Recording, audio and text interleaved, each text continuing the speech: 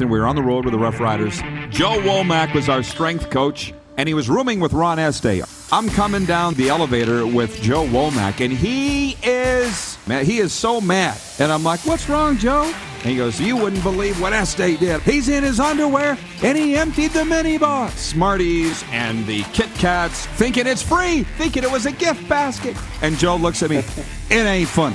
This is the Rod Pedersen Show. Hello, everybody. Happy holidays. Welcome to the RP Show and the first of some very special episodes.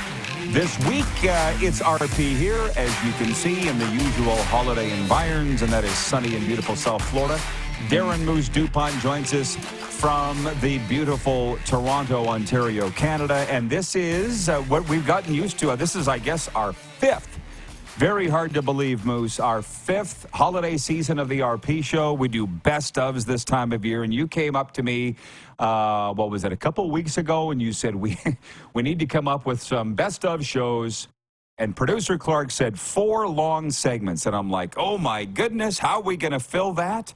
And then this voice in my head said, let's just do some best of segments, top 5s of all of our favorite leagues. So that's what we're going to do here over the next couple of days. Best of the NHL, best of the CFL, best of the NFL, top 5, and and then other leagues, Major League Baseball, Major Junior Hockey, NBA, some of the other leagues that we talk about. And our best of interviews, including this hour, include Ted Nolan, the former head coach of the Buffalo Sabres. So many people know his story. If you don't, you're going to when you watch this interview later on. And the head coach of the Calgary Flames, Ryan Huska, came down and joined us at the Century Downs in Calgary this summer. It was in August, just ahead of his maiden season as head coach of the Flames. So it was a great year. Folks, you're tuned in for that. And are you ready to go, Darren, with the top 5 NHL stories of the year in our countdown? Yeah, I'm ready. I'm curious to see what you're going to have for top 5.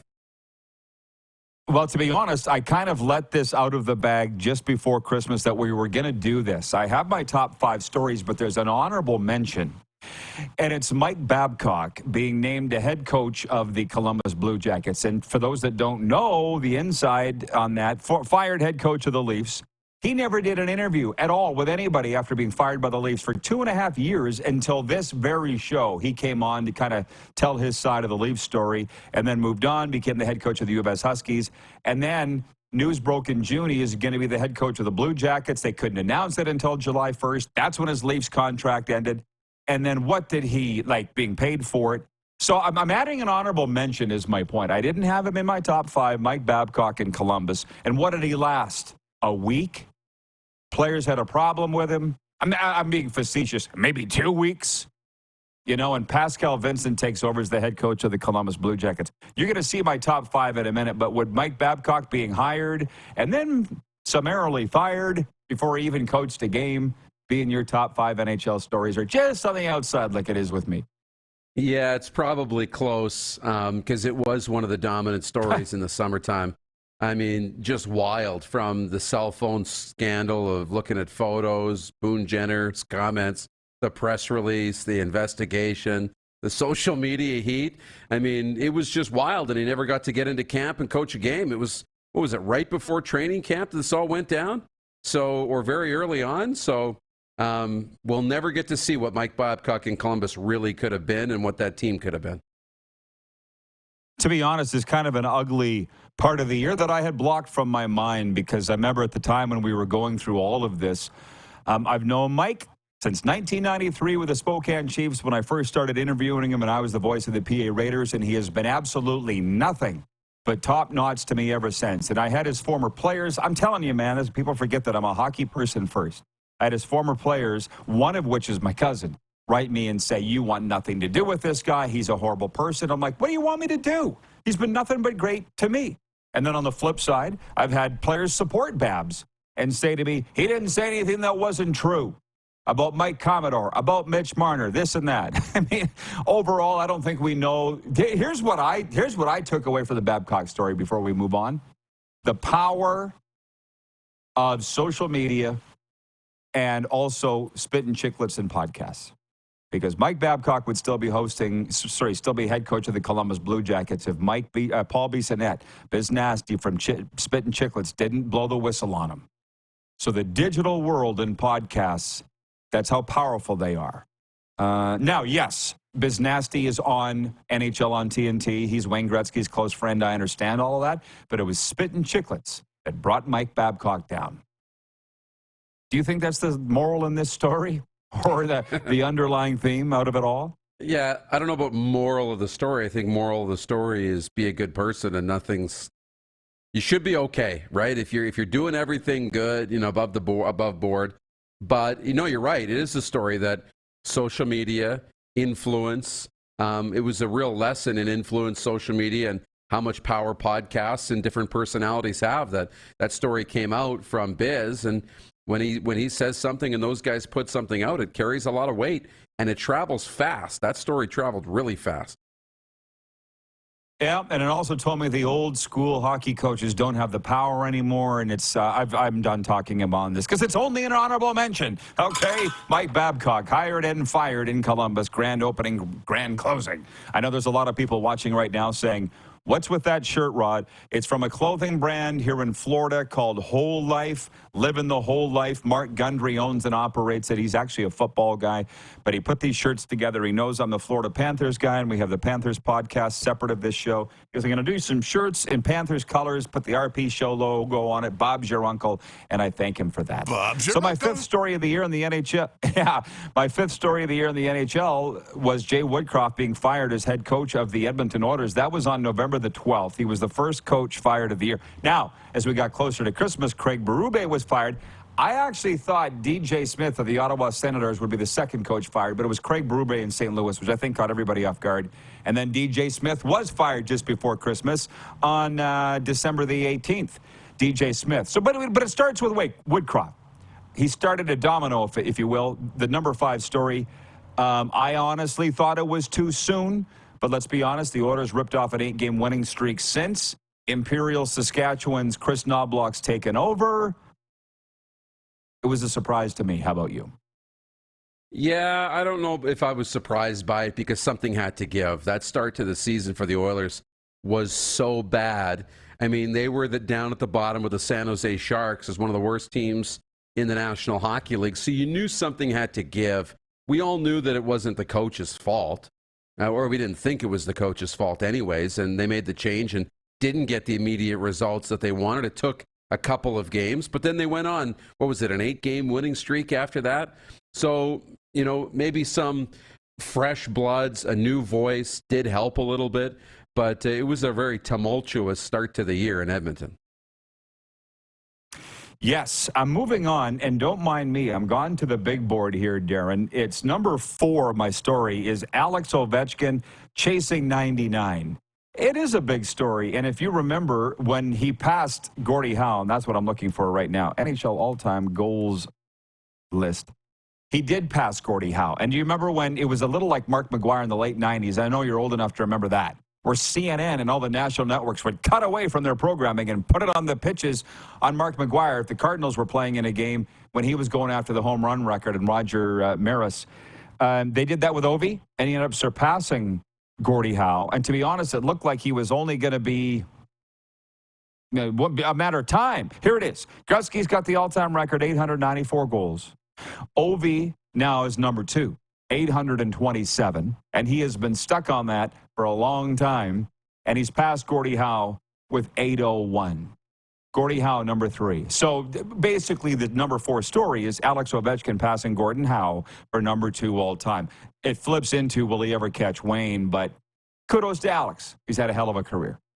Hell of a career. One of the best goal scorers of all time, clearly. I'm not making any sort of bold statement. But yeah, this season has been interesting because he broke it in 2023 last season and then comes into this year and really, while he's put up some points at times, hasn't scored really with any consistency at all. And it's really brought into question if he'll pass Wayne. And it shows you just how fast that decline comes when athletes age. You go from good season, great season, great season, great season to the numbers drop really fast. It's not a gradual decline typically for most players. So curious to see what Alex does at the back half of the season. I've found we need to speed it up, and that's on me. It's my bad. We only got a few minutes left in this segment. Ted Nolan and Ryan Huska coming up in our best of episode NHL interviews. Number 3, Kyle Dubas out as GM of the Leafs. 2 days later, he went to Pittsburgh as GM. Brad Tree living in as general manager of the Toronto Maple Leafs. You're the Leafs fan in the house, so how do you handle number 3? I'll say, what's Kyle Dubas' legacy in Toronto? Yeah, I don't know really what the legacy is. I think he brought the core together, continued to develop that. Tavares comes over, a lot of skill, but weren't able to win anything. Got out of the first round of the playoffs, so I guess that was the accomplishment.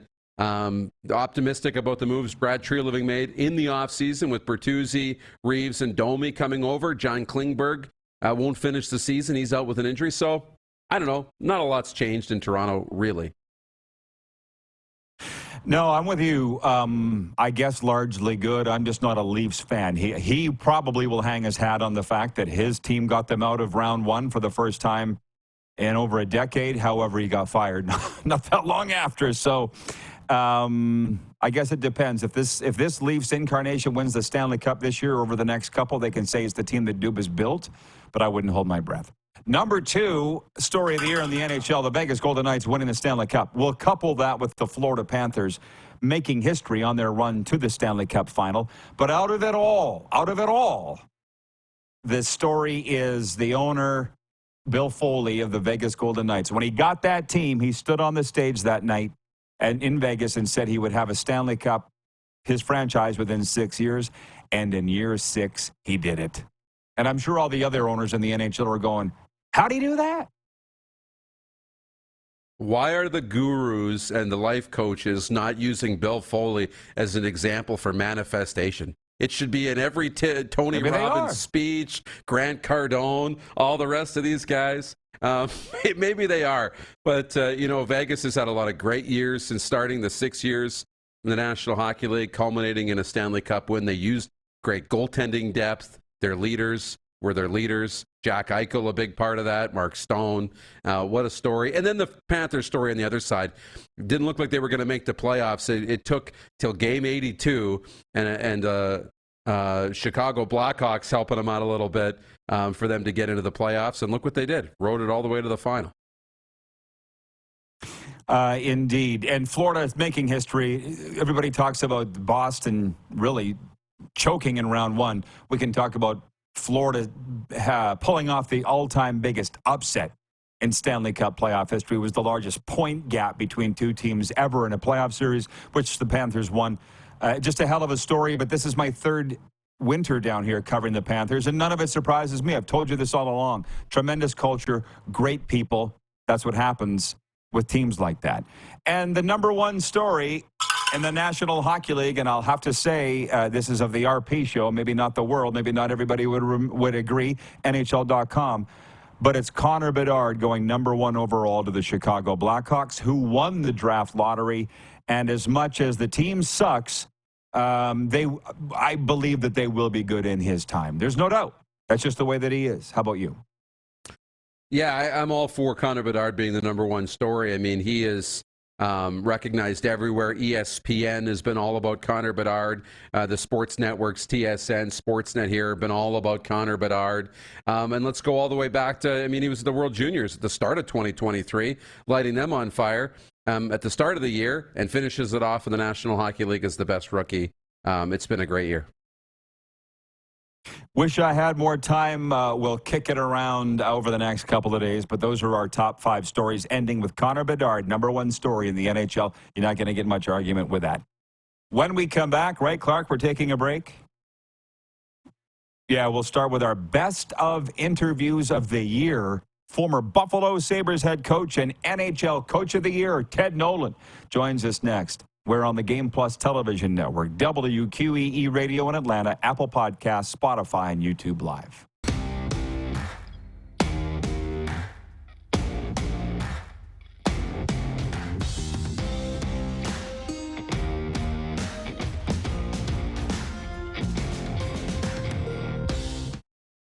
The sports landscape continues to change, and teams and facilities are under more pressure to provide online and in-venue entertainment.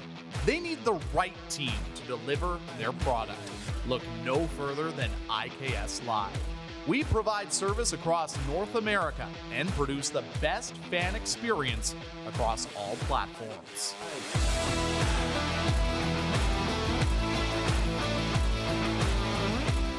We're all capable of doing more. More speed, more reps, more commitment to getting every detail perfect. And that's why it's important we never miss a donation appointment. Blood and plasma donors are needed every day in Canada to support thousands of patients that rely on Canada's lifeline.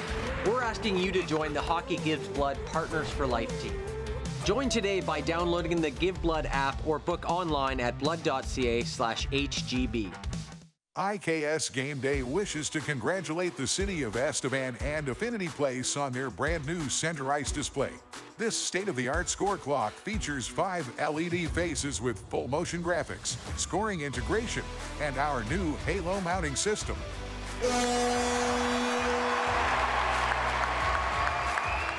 If it's time for an upgrade, let us show you how to deliver the best fan experience. You can find us at iksgameday.com.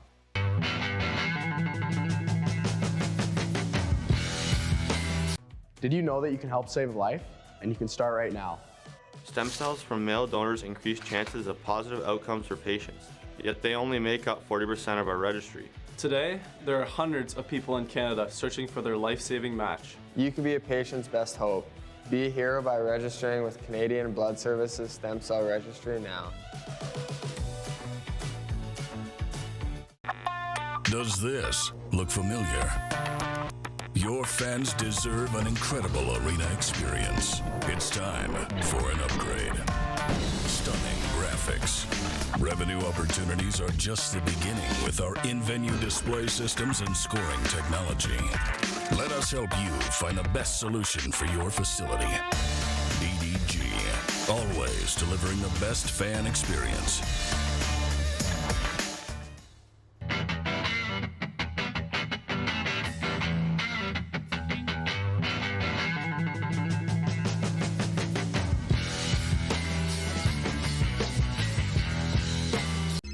Text 902-518-3033. 902-518-3033. Pick up your phone and text RP, that's Rod Pedersen. Text 902-518-3033. Here's how your business can be a part of Canada's fastest growing sports talk show. All you have to do is contact us, and we will tell you all about the dynamic and exciting marketing opportunities we have, utilizing a fully integrated 360-degree multi-platform. Imagine your business seen and heard across Canada on Game Plus TV and around the world on the Rod Pedersen Digital Network. You will use one of the most overused expressions in sports. You gotta be kidding me. Get your business involved. Contact the Rod Pedersen Show today. Welcome back, everybody. Happy holidays from the RP Show, and it is our best of the year. And this is our very first interview, one of my favorite, our very first of the best of interviews. Ted Nolan won a Memorial Cup in the OHL, moved up to the National Hockey League, won the NHL Coach of the Year trophy, Jack Adams Award in 1997, and then never was a head coach again. Lost his job that summer. It's encapsulated in his new book, Life in Two Worlds. Ted Nolan, warrior of hockey, joined us to talk about his life and his new book. Well, I'm going to tell you, our next guest, I'm a longtime fan of. Can we bring him on the screen? Ted Nolan, an author now, Life in Two Worlds. We all know the... Listen, Ted, I only know the hockey Ted Nolan. And I should first say that Matthew Barnaby's a very good friend of mine. He loves you, so if you're a friend of his, I got to say you're a friend of mine. And I've been wanting to chat with you for years. Well, thank you for the time, Ted. And I just want to say, what is up with you? What's going on in the life of Ted Nolan, the book and everything else? Well, first of all, Rod, thanks for having me on. Things have been really good for the last number of years. I hooked up with my son, Jordan, just left the room here a while ago. He was lucky enough to win a couple of cups with LA, and Brandon, my oldest boy, he played with Carolina for a little bit. So together we created a Three Nolans hockey program. And what we go into, a lot of remote First Nation communities here in Canada, kind of like your Native Americans in the States. But we go into a lot of underprivileged communities and do some schools with them and other places also. So it's been a lot of fun. I love it. I love it. I love it. What's the number one sport in those First Nation communities? Because I know there's a lot of lacrosse players coming out of there. Is hockey rival lacrosse or is hockey number one? Well, in Southern Ontario, lacrosse, I think it's a little bit ahead of hockey, but not too much. But hockey's it's prevalent sport in here. One of my childhood best places to play. We created this little NHL league. It was called the Little Native Hockey League, and it was created in early 70s. And I was on one of the first teams to ever participate. And the reason for it, because a lot of our players like myself went into cities to try to play on teams, but for whatever reason, we weren't able to play and get that experience of traveling with the team, staying in a hotel. So what our elders did at the time is they created this little NHL tournament. And so that was brings back a lot of, but hockey's a huge sport in our First Nation communities. What are you teaching most? Hockey skills, life skills, or a combo of both? Well, the hockey is the trick to get them there because they all love hockey. But once we get them there, we really talk about the importance of education, the importance of believing in yourself and achieving goals. It doesn't matter where you're from and how much money you have. It's that will and desire inside that's going to dictate who you, and just a strong belief in who you are. And I'm not too sure if you heard too much about the residential school situation that happened here in Canada, but it's really big. So a lot of trauma from the past. It's kind of generational trauma that's been passed down. So to go in and have a little shed of light to bring in a little bit of hope. So when they see a person like me who's lived the exact same environment that they did, maybe it'll be an inspiration. Then all of a sudden you see my two sons and others doing some magical things. So it's just a way to give back and to inspire. I'll tell our producers in Atlanta and Toronto, boys, this interview might go a little long. I won't keep it too long, Ted, but I got so much to say. I'm a licensed mental health and addiction recovery coach, so I know that DNA holds trauma in it. In the First Nations communities, number one in that. So trust me, I know that. So I guess my next thing for you is I think of you as an overcomer, longtime junior hockey guy here, and I worked in the CFL too, but I look at your resume, Memorial Cup winning coach and coach in the National Hockey League, played in the National Hockey League. You are an overcomer. When did you realize that you were overcoming all these things? Because I'm guessing in life you were just doing it. You didn't realize you were knocking these barriers over, or maybe you did. I'm glad you brought up mental health, because a lot of the situation I was born into a large family, a family of 6 sisters and 5 brothers, and times were kind of lean at the time. But the one thing that I really enjoyed doing to get away from all the chaos once in a while was to play hockey. I made my own rink in my backyard. Learned how to skate on skates that were size 8. My feet were size probably 3 or whatever. But anyway, I just fell in love with the sport, and it just kind of took me away from everything. And the more and more I played it, the better I got, and had better opportunities. I went out, tried out with the Sault Ste. Marie Greyhounds when I was 16 years old, and next year, playing alongside with Wayne Gretzky on that same team. So the more you see, the more opportunities it just created. And then, but coaching is one of those things that I never really planned on doing. It just kind of fell in my lap. I was so tired of the sport when I did retire when I was 26 years of age because of a back injury. I was just so tired of fighting all the time, trying to overcoming some of the name calling, and especially with how the situation ended up in Buffalo. It was just god awful. So to get involved with coaching after my playing career was a blessing. Yeah, well, you're skimming the top of it. And I want to say this. I worked in the Western Hockey League for 20 years. I have never found a guy that would say a bad word about Ted Nolan. Like that Buffalo thing, I don't know what happened. Barney doesn't even really seem to know what happened. Barney, people love you, Ted. I don't know what happened. But have you realized at some point everything happens for a reason? Have you reconciled that or not? no question. Like I said, I think we all go through certain things too, and even this book. I mean, I never chose to write a book. I wanted to bury what happened in the past, and not having answers to what happened myself. So, but I did an interview a couple years ago, and I did it on Truth and Reconciliation. And halfway through the interview, I just got so emotional. Like the emotion just kind of poured out of me, and it kind of flashed back when I was a kid going through what I went through, and then junior hockey going through, and minor pro, and then all of a sudden in Buffalo, and all those things just kind of flooded out. And then someone from Penguin Books saw the interview, thought it would be an interesting story to tell. And I was sure glad they reached out, because it's more than just a poor boy makes good story. It's about acceptance, about understanding of different races and who we are and where we come from. Because everybody just assumes that they know about people, but they really don't. Was it cathartic for you, therapeutic in a way to do this? It was very, very therapeutic, because we start off the book by me kicking the Jack Adams trophy downstairs, and you hear the metallic sound. But at the time I was in a very dark place. I was frustrated. I was angry. I didn't know how to release some of the anger, because I never talked to a mental health specialist before. Then going through the reasons they let me go in Buffalo, and people started believing all this stuff. I was drunk at practice. I got the general manager fired. I mean, I was only 30-something years old. How am I going to do it? I'm a second-year coach.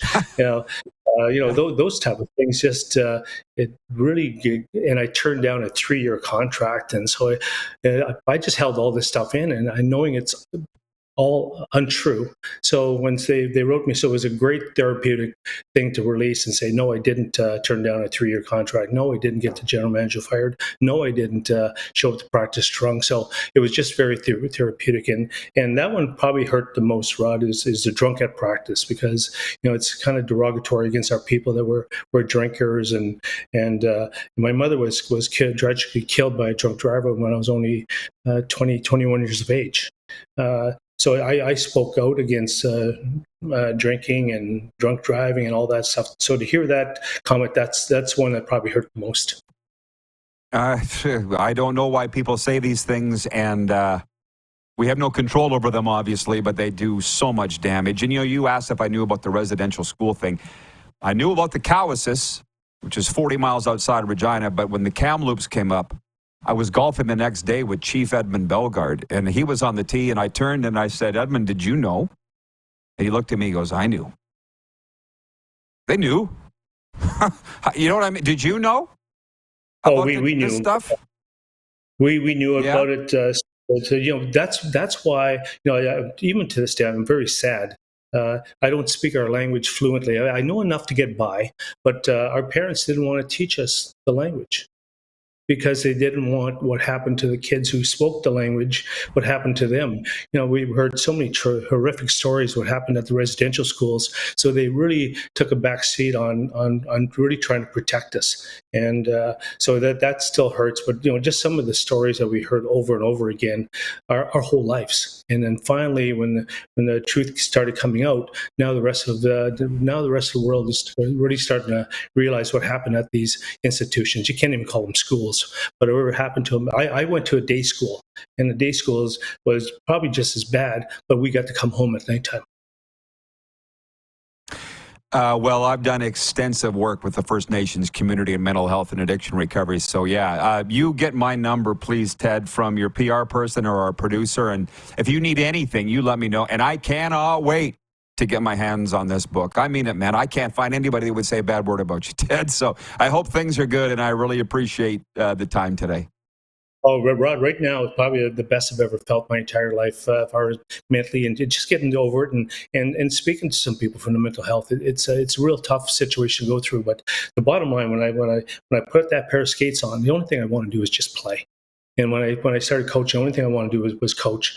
And if they said I wasn't a very good player, that's fine. If they said I wasn't a very good coach, that's fine. But when you start making up situations to get rid of somebody, that's wrong. Yeah. Well, you look great, but you always look great, Ted. You know that. Thanks again, and keep in touch. Thanks, Rod.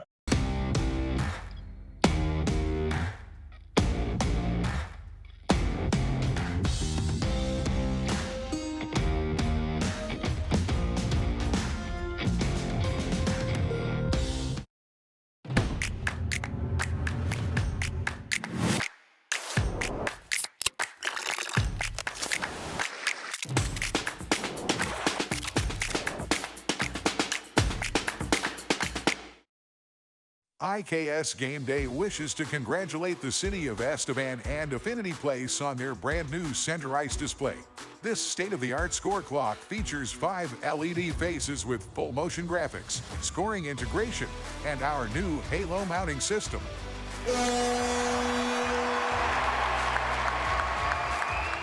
If it's time for an upgrade, let us show you how to deliver the best fan experience. You can find us at IKSGameDay.com. Nestled in the scenic Qu'Appelle Valley, just 20 minutes northwest of Regina, is one of the finest golf courses in all of Saskatchewan, the Deer Valley Golf Club. The clubhouse has a full-service restaurant, and customers can enjoy a casual dining experience with spectacular views of the golf course and valley. A fully stocked golf shop, staffed by PGA of Canada professionals, is equipped to meet all of your golf apparel and equipment needs. Book your tee time, family event, or corporate today at the Deer Valley Golf Club. Call 306-731-1445.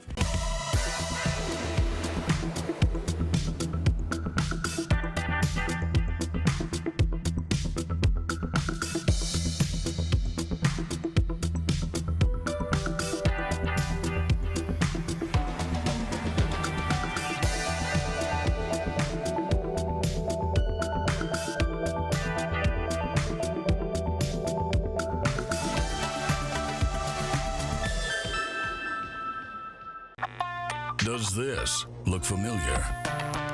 Your fans deserve an incredible arena experience. It's time for an upgrade. Stunning graphics. Revenue opportunities are just the beginning with our in-venue display systems and scoring technology. Let us help you find the best solution for your facility.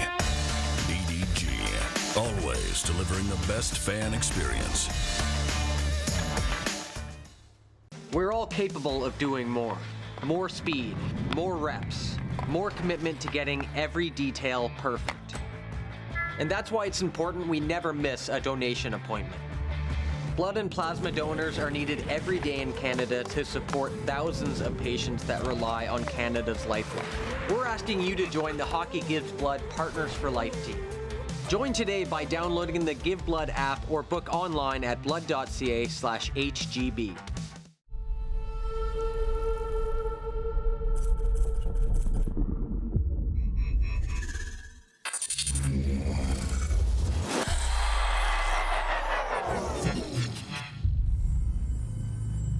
Here's how your business can be a part of Canada's fastest growing sports talk show. All you have to do is contact us, and we will tell you all about the dynamic and exciting marketing opportunities we have, utilizing a fully integrated 360-degree multi-platform. Imagine your business seen and heard across Canada on Game Plus TV and around the world on the Rod Pedersen Digital Network. You will use one of the most overused expressions in sports. You gotta be kidding me. Get your business involved. Contact the Rod Pedersen Show today. RP Show continues.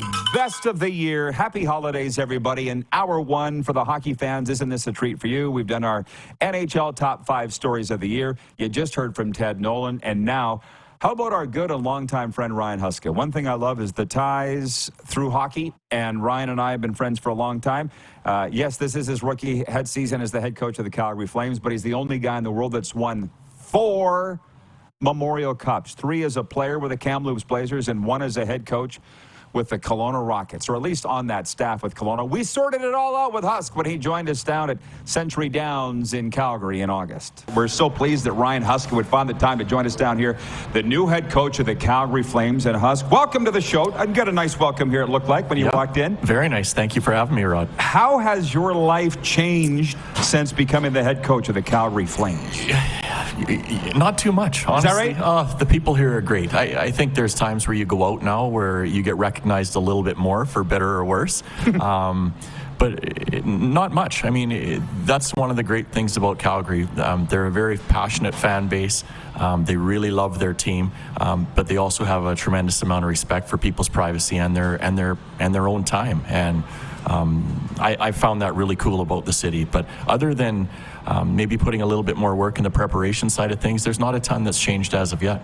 Well, I'll tell you what, the interesting thing for me, I've been around here, you asked how long we've been here. It's been 2 years that I've been doing the show out of Calgary, and I went to college here at Mount Royal, so I know the people very well. But a lot said to me Ryan Huska. Who's Ryan Huska? I'm like, how do you not know who Ryan Huska is? You've been here since 2014 with the organization. Yes. And you're a Calgary guy. I see you go to the Stamps games. Your kids are involved. Like, you love the city. Love it. Yeah. And I talk often about this has been my favorite spot to be by far.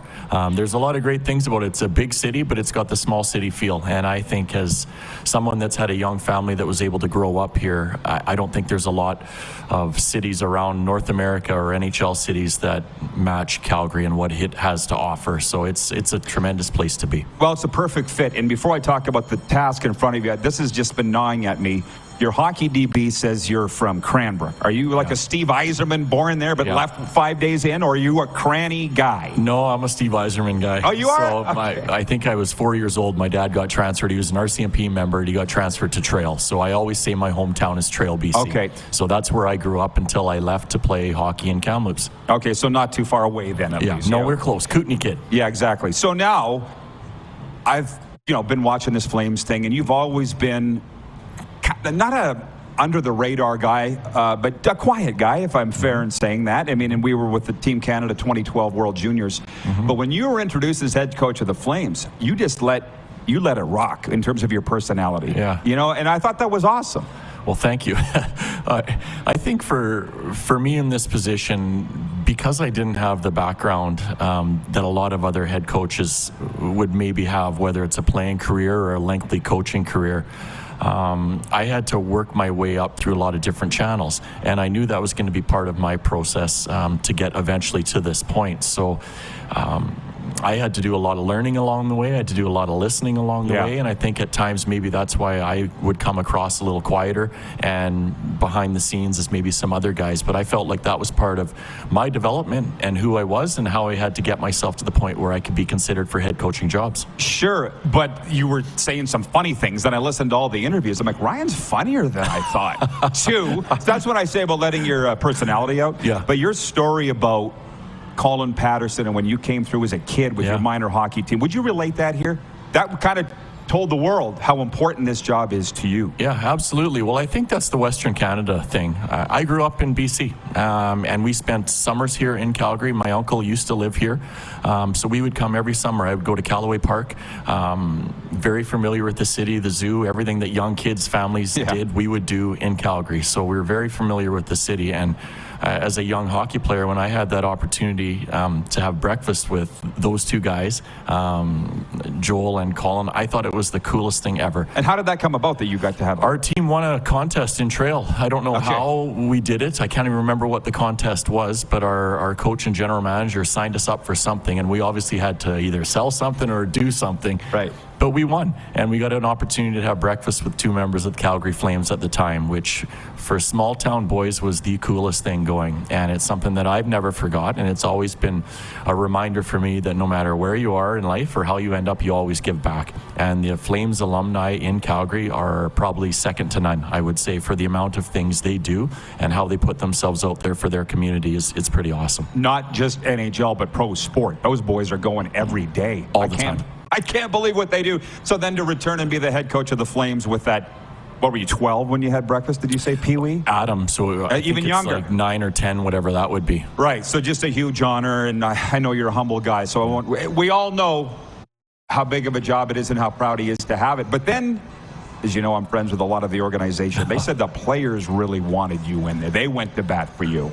That's got to mean a lot. It does, and I think leading up to it, there was so much unknown and there was a lot of gray, and I would get texts from some of the players, and they would kind of make their support known for me, and sometimes when you're not really sure of the direction as to the way things are going to go or how you want to present yourself or how you want to put forward, when you get comments from your players that they really hope it works out for you, those are things you don't forget either. And Michael Backlund was one guy that I did a lot of talking with back and forth, and I knew I had his support and he was in my corner, which when you have a guy that's been your longest tenured guy around, he's seen a lot of different head coaches, he's unfortunately had to deal with too many head coaches.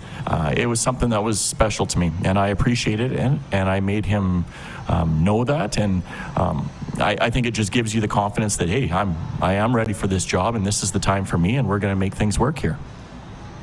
he's one of the few that would predate you. Yeah. In this outfit. Yeah. Right? Well, it's a funny story with him. Like Bruce Hamilton took him in Kelowna in the European draft, and he didn't come over to start the year. And it was kind of the year we were building to win Memorial Cup, and we were really hopeful that we could convince him to come and play for our team. Didn't happen. But World Junior time came that year, and there was a little bit of rumblings that he might want to stay, but he needed to get himself out of his contract back in Sweden. So Daryl Sutter at the time was the GM of the Flames, signed him, played him that game. He made a little bit of money, enough money to get himself out of his contract, and then he was sent to us in Kelowna. So I got to spend a few months at least with him and get to know him as a young 19-year-old to see what he was all about. So it's a pretty cool story how everything kind of comes full circle. It's the way it's supposed to go. Yeah. And, you hope you end up in a great place, and you are. But looking back, we're both Dub guys. We're both Dub junkies, if you will. Yep. Best league, best junior league on the planet. And so Kelowna and Kamloops are very special to you. And I got to ask you about, the synergies with Jerome McGinley coming on board here. You've known him longer than anybody else around here has known him. Yeah. Talk about that relationship, if you don't mind. We have a good relationship, and it keeps, the full circle thing keeps coming. Like, I played one game in the NHL, and who was it against? It was against Jerome McGinley and the Calgary Flames. So there's a lot of cool things that kind of, I don't know, feel like they lead you to a certain point in your life. And this is one for me. But Jerome and I were roommates for 1 year. It was Nolan Baumgartner, myself, and Jerome were roommates for his first year in Kamloops. As a 16-year-old, he came in.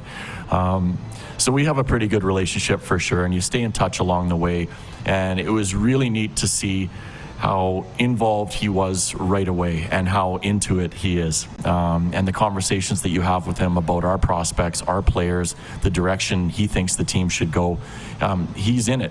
And I find that's the coolest thing. So as much as he may spend a lot of his time in Kelowna this year still with his team at the rink there, he's fully in. And I think Craig's going to enjoy having him around. He's a sounding box for him to bounce ideas off of at times. And with the experience Jerome has, he's won at all sorts of different levels.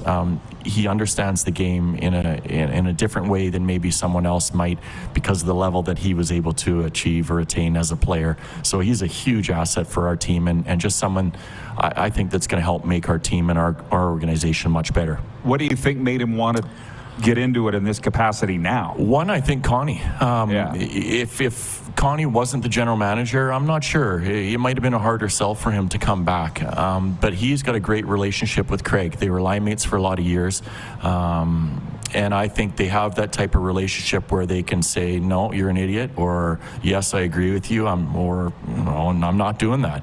But I think they respect each other enough to know that they both have the Flames' best interest at heart. And I think that's what's so important. So those two guys having a great working relationship is going to be real important. And then having myself and Jerome have a bit of a connection, it's easy for me to go to him and say, hey, what are you seeing with the way our team's playing? And I know the feedback that I get from him is going to come from the right spot. Right. Yeah. I promise the audience I'll get to your questions in a second. I've got a million here, and we don't have Ryan for too long, but you're a bright guy. I'm sure you've realized that you're in a great spot in that you're not taking over a terrible team. Most first-time NHL coaches are taking over a bad team. Yeah. That's how they got the job. That's not the case for you. No, not at all. And that's another reason why I feel really privileged to have this opportunity. And we went at it right from day one that we're returning all of our players. Now, the only one that isn't in that group anymore is Tyler Toffoli, who's been moved on prior to the draft. But our expectation, and it still is that we're returning everybody. And then over the course of the season, I truly believe that the guys that we're doing a lot of talking about are going to re-sign with us. And that's my belief, and that's my optimistic look on the way things are. And I feel it's a really good thing because we're going to have a bunch of motivated players coming in. One, because a lot of guys, oftentimes in contract years, they want to set themselves up for a nice payday at the end of it. Yeah. And number two, we have a lot of guys that weren't happy with the way things went last year. So there is a bit of a chip on the shoulder. And I really enjoy the conversations that I've had over the summer with our players because they're edgy. And I feel like they're ready to come back and they're ready to, if you want to call it, make amends for last year. It's a good group, isn't it? They kind of get banged on unfairly, I think. Yeah, they are a good group and good people. And oftentimes when you have a bunch of guys that, want to be around each other. They enjoy each other's company, not happy with the way things went together, and they want to make it better. I think you're going to see some pretty good things from this team this year. Okay, as promised, some questions. Well, first, let me just say, my last question. Did it come up at the news conference? Because I didn't see it all about a captain. Yeah. It did? It did. What are you going to do? We'll have a captain this year. I mean, you know who it is? There's a number of people that we have in mind and we've thrown around a lot. There's a lot that comes into it. There really is, and it's the relationship that you have with the player. That's first and foremost. Is that player willing to step out from the crowd at times and make the uncomfortable decisions and maybe say some of the uncomfortable things that have to be said? But is the commitment there on a daily basis too is important. So we have to find a guy that's kind of all in as well. So we hope to have something done sooner than later. That doesn't necessarily mean it's before camp. It doesn't necessarily mean it's during the exhibition season, but we'd like to have something and someone in place sooner than later. Forgive me for asking, but will this be coach appointed or a team vote, or is that a bantam hockey thing and you don't do that in the NHL? We're gonna, as a staff, it's something that we'll do, including all of our management team as well. Okay. So it's such a big decision for an organization. You want to have the right person that's going to represent you, your franchise, and help bring the team along. So there's a lot of weight that goes onto this person's shoulder. So it's not a job that someone can take lightly. So the aforementioned Glenn in medicine hat. Yeah. He says, hey, Ryan, can you recall what it looked like from the bench in Kelowna when Michael Stone hit Michael Backlund in the 2009 WHL Championship game? They became teammates with the Flames. That was the hardest hit I still think I've ever seen. And the one thing, quick little thing about that story, Jamie Benn, I could probably say it right now. He was injured at the time, and he just came back from an injury. And I would go up to him before he played that game and say, Jamie, are you sure you're good to play here? And the way Jamie Benn is, he was like, yep, good to play, no problem. And then he would skate away from you. So he didn't want you to spend too much time with him. And you almost had a feeling that maybe he wasn't quite right yet. But that hit happened. Michael's helmet went flying off, and the first person in to challenge Stoney was Jamie Benn. So that's the type of team that we had. Thankfully, when Bax got to the bench, he was just winded, but it was one of the hardest hits I've ever seen. Wow. And finding the footage of that hit, it kind of makes you, it cringe when you see it happen. It was one of the bigger hits for sure, and probably the hardest hit that Bax has ever taken. Rich in Edmonton says, I was told by Ottawa sports guy AJ Jakovic that you won't find a better guy in hockey than Ryan Huska, so I believe it, and I'm an Oilers fan, so not easy to say about a Flames coach. Well, that's nice. You would know AJ from We got days. another BC guy, too. Yeah, that's right. Where I know him from, so there's a connection along the way for sure. He's done a very good job, and it's nice to see he's still continuing to do well. Monty in Saskatoon wants to know, when does training camp start in Calgary? Yeah, our young guys are the 13th of September. We go through the prospects camp in Penticton, so they play the Oilers, the Canucks, and the Jets. It's a great tournament that they put on, and Penticton does a fantastic job.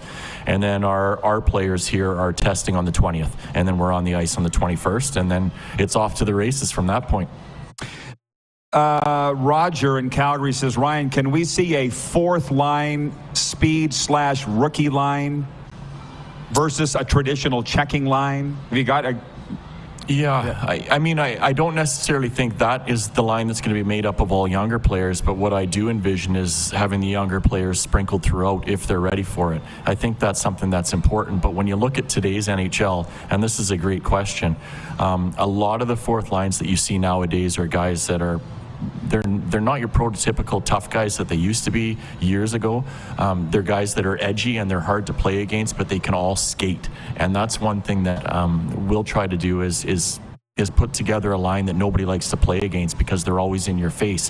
Whether that's younger guys, older guys, that doesn't really matter to me. It doesn't really matter where a player falls, but an example of a guy who I could see fit in that role is Walker Dugan. I was just going to say that. Love that kid. He's very... First ever South Dakota in an NHL history, right? Isn't it? I love it. Stories like that are awesome. But he really skates. Also has the opportunity to be bounced up the lineup a little bit. So he's one of those guys that over the course of the summer, you're really hoping comes in and really grabs a spot. So I want to say you're pushing for him for sure, like the rest of our players I am.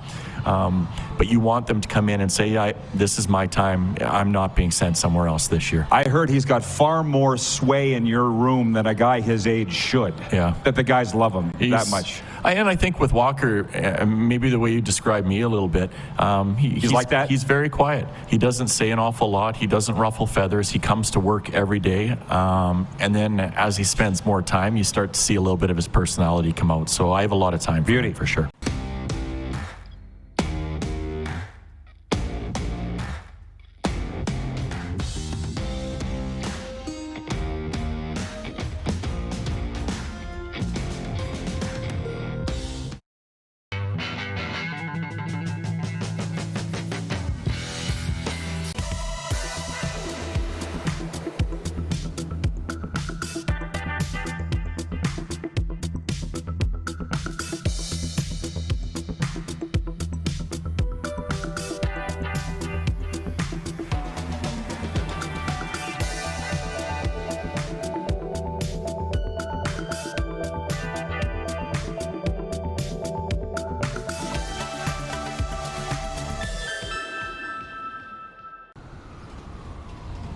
I'm Bridget Lacquette.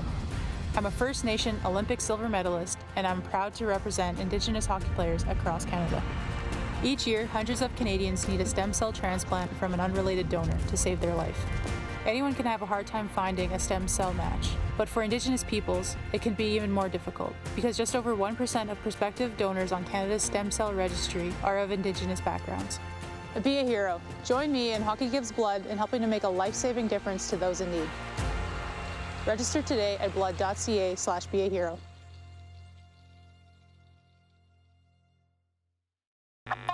Does this look familiar? Your fans deserve an incredible arena experience. It's time for an upgrade. Stunning graphics. Revenue opportunities are just the beginning with our in-venue display systems and scoring technology. Let us help you find the best solution for your facility. BDG, always delivering the best fan experience. Text 902-518-3033. 902-518-3033. Pick up your phone and text RP, that's Rod Pedersen. Text 902-518-3033.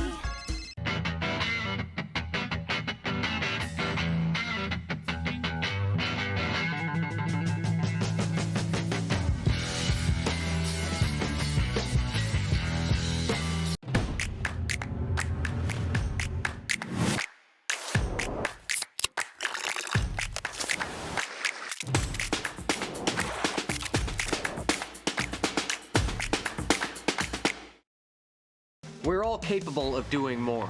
More speed, more reps, more commitment to getting every detail perfect. And that's why it's important we never miss a donation appointment. Blood and plasma donors are needed every day in Canada to support thousands of patients that rely on Canada's lifeline. We're asking you to join the Hockey Gives Blood Partners for Life team. Join today by downloading the Give Blood app or book online at blood.ca/HGB. Business owners and marketers. Okay, we know you think we're pretty cool. That's why we want you to share in the coolness factor. Partner with the Rod Pedersen Show and market your business every weekday to sports lovers just like yourself. Take advantage of our many cost-effective commercial and promotional opportunities. Tell the world about your business. Yes, the world. Thanks to Game Plus TV and the Rod Pedersen Digital Network. Contact us today and find out how you can be a part of Canada's fastest-growing sports talk show, The Rod Pedersen Show. It's our best of 2023 edition of the RP Show, everybody. We do it every year, and it's always a lot of fun. We live in a world where my brother calls it a 24-hour world. We don't think about the past. We don't look ahead too far. We just think about the last 24 hours. So that's why these shows are great, and I hope you've enjoyed our Hockey Hour 1 in our interviews with Ted Nolan. His brand new book is out, Life in Two Worlds. It's available wherever the best books are sold. And, of course, you just heard from Ryan Huska, who I'm really hoping will turn it around with the Calgary Flames because he's a great guy. And I'll be honest with you, if he can't, I don't know who can. And by the way, we opened the hour with our top 5 NHL stories of the year. And if you missed right off the top, I want to recap those. I got to thank our viewer who chimed in with what I'm going to go with an honorable mention. I think it was Randy in Winnipeg. No, it was the Barflies account in Winnipeg who said Mike Babcock, Columbus, has to be in the top 5 stories of the year. Well, I already had my top 5, and Babs wasn't in it because it was not a happy story. It's an ugly story. Mike Babcock hired as head coach of the Columbus Blue Jackets. The news broke in June. It was officially announced July 1st. And then coming out of training camp, he never ended up coaching a game. Listen, it was an embarrassing situation for really all involved. So I will put that up as an honorable mention story of the year in the NHL. Number 5, Jay Woodcroft being fired as the head coach of the Edmonton Oilers. Whether it was knee-jerk and too soon or not, I'm not sure we know the answer to that as we sit here today. He leaves as the all-time winningest coach in Oilers history for winning percentage. So how about that? In a minimum of 2 seasons.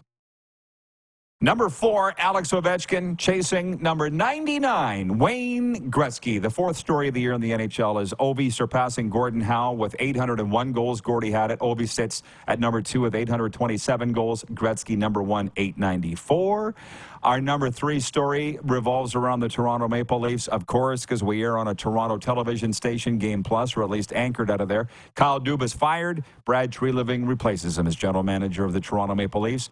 Number 2, the Vegas Golden Knights winning the Stanley Cup in year 6, fulfilling the vision that was set forth by their owner, Bill Foley, coupled with the Florida Panthers' magical run to the Stanley Cup final. And the number 1 story in the NHL this year, Connor Bedard going number 1 overall to the Chicago Blackhawks. And we could have done a few days shows on all of these topics, like those saying the Blackhawks are a garbage organization, he deserves better, or they feel sorry for him that they're such a bad team. It doesn't work that way, folks. I encourage you to get over it. Coming up next hour, more best of interviews in our CFL year top 5 coming up after this brief pause on Game Plus and Key Radio.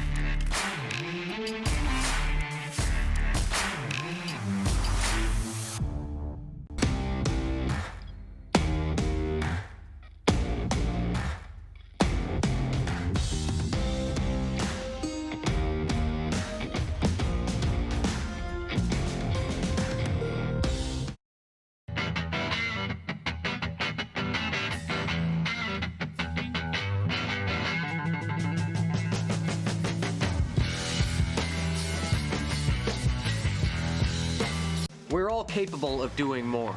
More speed, more reps, more commitment to getting every detail perfect. And that's why it's important we never miss a donation appointment. Blood and plasma donors are needed every day in Canada to support thousands of patients that rely on Canada's lifeline. We're asking you to join the Hockey Gives Blood Partners for Life team. Join today by downloading the Give Blood app or book online at blood.ca/HGB. The sports landscape continues to change, and teams and facilities are under more pressure to provide online and in-venue entertainment. They need the right team to deliver their product. Look no further than IKS Live. We provide service across North America and produce the best fan experience across all platforms.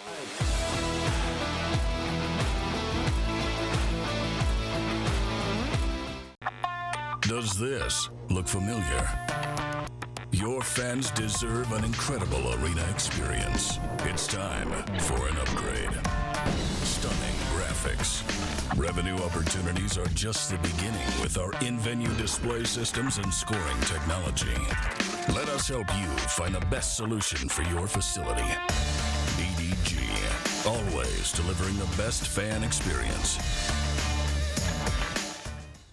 Nestled in the scenic Qu'Appelle Valley, just 20 minutes northwest of Regina, is one of the finest golf courses in all of Saskatchewan, the Deer Valley Golf Club. The clubhouse has a full-service restaurant, and customers can enjoy a casual dining experience with spectacular views of the golf course and valley. A fully stocked golf shop staffed by PGA of Canada professionals is equipped to meet all of your golf apparel and equipment needs. Book your tee time, family event, or corporate tournament today at the Deer Valley Golf Club. Call 306-731-1445. IKS Game Day wishes to congratulate the city of Estevan and Affinity Place on their brand new center ice display. This state-of-the-art score clock features 5 LED faces with full motion graphics, scoring integration, and our new halo mounting system.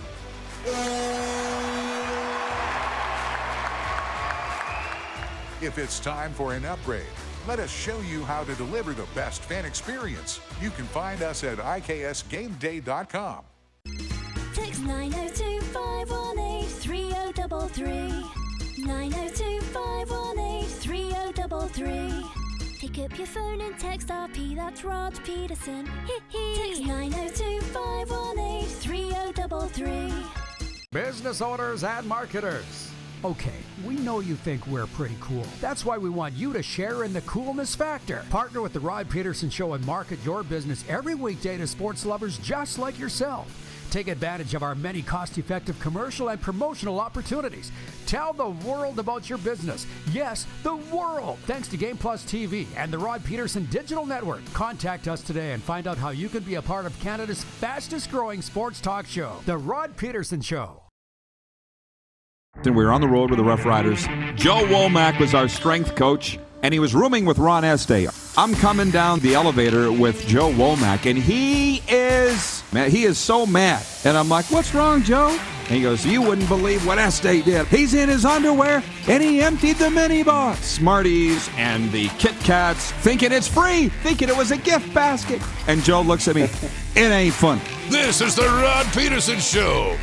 Hello, everybody. Welcome to Hour 2, the RP Show's Best of the Year. In this case, Best of 2023. And as you can see, I'm here in the beautiful South Florida studio enjoying the holidays, bringing in the new year. Darren Moose Dupont is by the Christmas tree, keeping warm in Toronto, Ontario. Quite a year for both of us, and maybe Moose. If we end up bored over the next couple of days, we'll tell our personal stories over this year. But we're here to talk sports. That's what we do on the RP Show. Last hour was awesome. We did our top 5 NHL stories of the year, plus interviews with Ted Nolan and Ryan Huska. We've got special interviews coming up this hour, too. But we're doing our top 5 CFL stories of the year. And to be honest with you, I kind of know why this is, that it was hardly touched at all.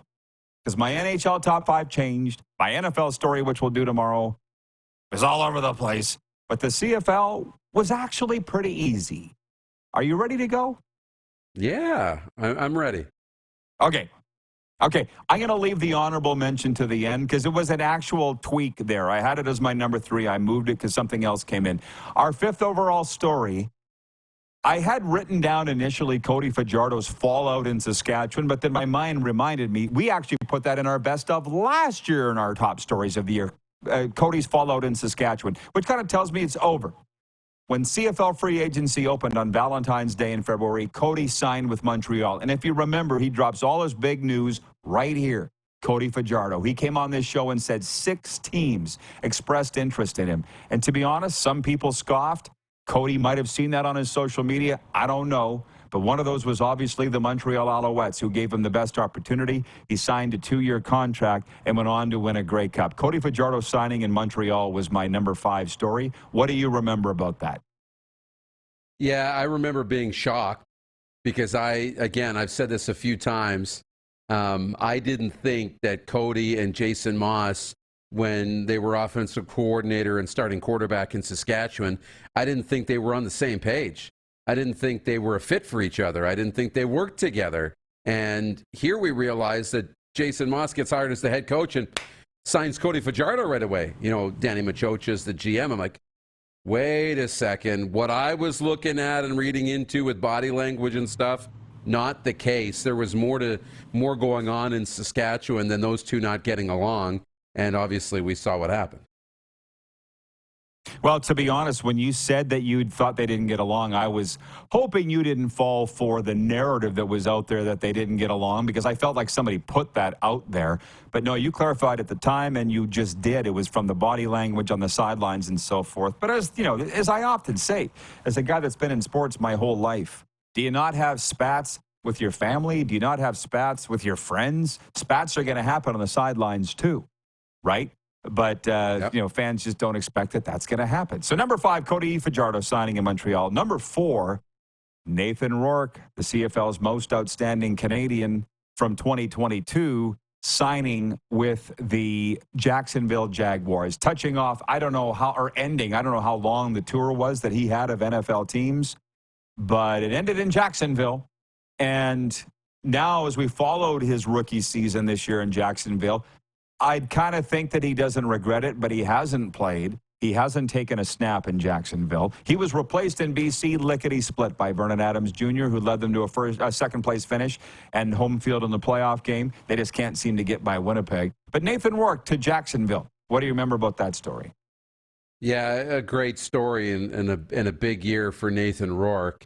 He's been called up to the active roster and signed to the 53-man roster, I believe, on 2 or 3 occasions, subsequently put down on the practice roster and hasn't had the chance to play. It was a little touch and go when Trevor Lawrence was dealing with an ankle injury, but we all remember the preseason and spinning out of that sure sack in the preseason and turning it into a touchdown. It caught the entire National Football League by storm. He had a almost pretty much flawless preseason and then never got the chance to play. But you know what? So many quarterbacks have gone down. Quarterback depth is at an all-time high in terms of need. I think he's set himself up to stay in the National Football League, and it's just a matter of time before he gets his chance. Nathan Rourke to the Jacksonville Jaguars, a number 4 story. The number 3 story, I changed it from what it was. That's coming up. Will be our honorable mention. What it is the Edmonton Elks setting a North American pro sports record for longest home losing streak, 22 games, and eventually snapping it.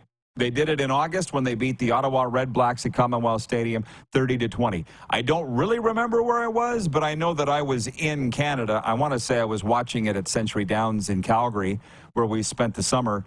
What a story. I talked to Chris Jones just last week.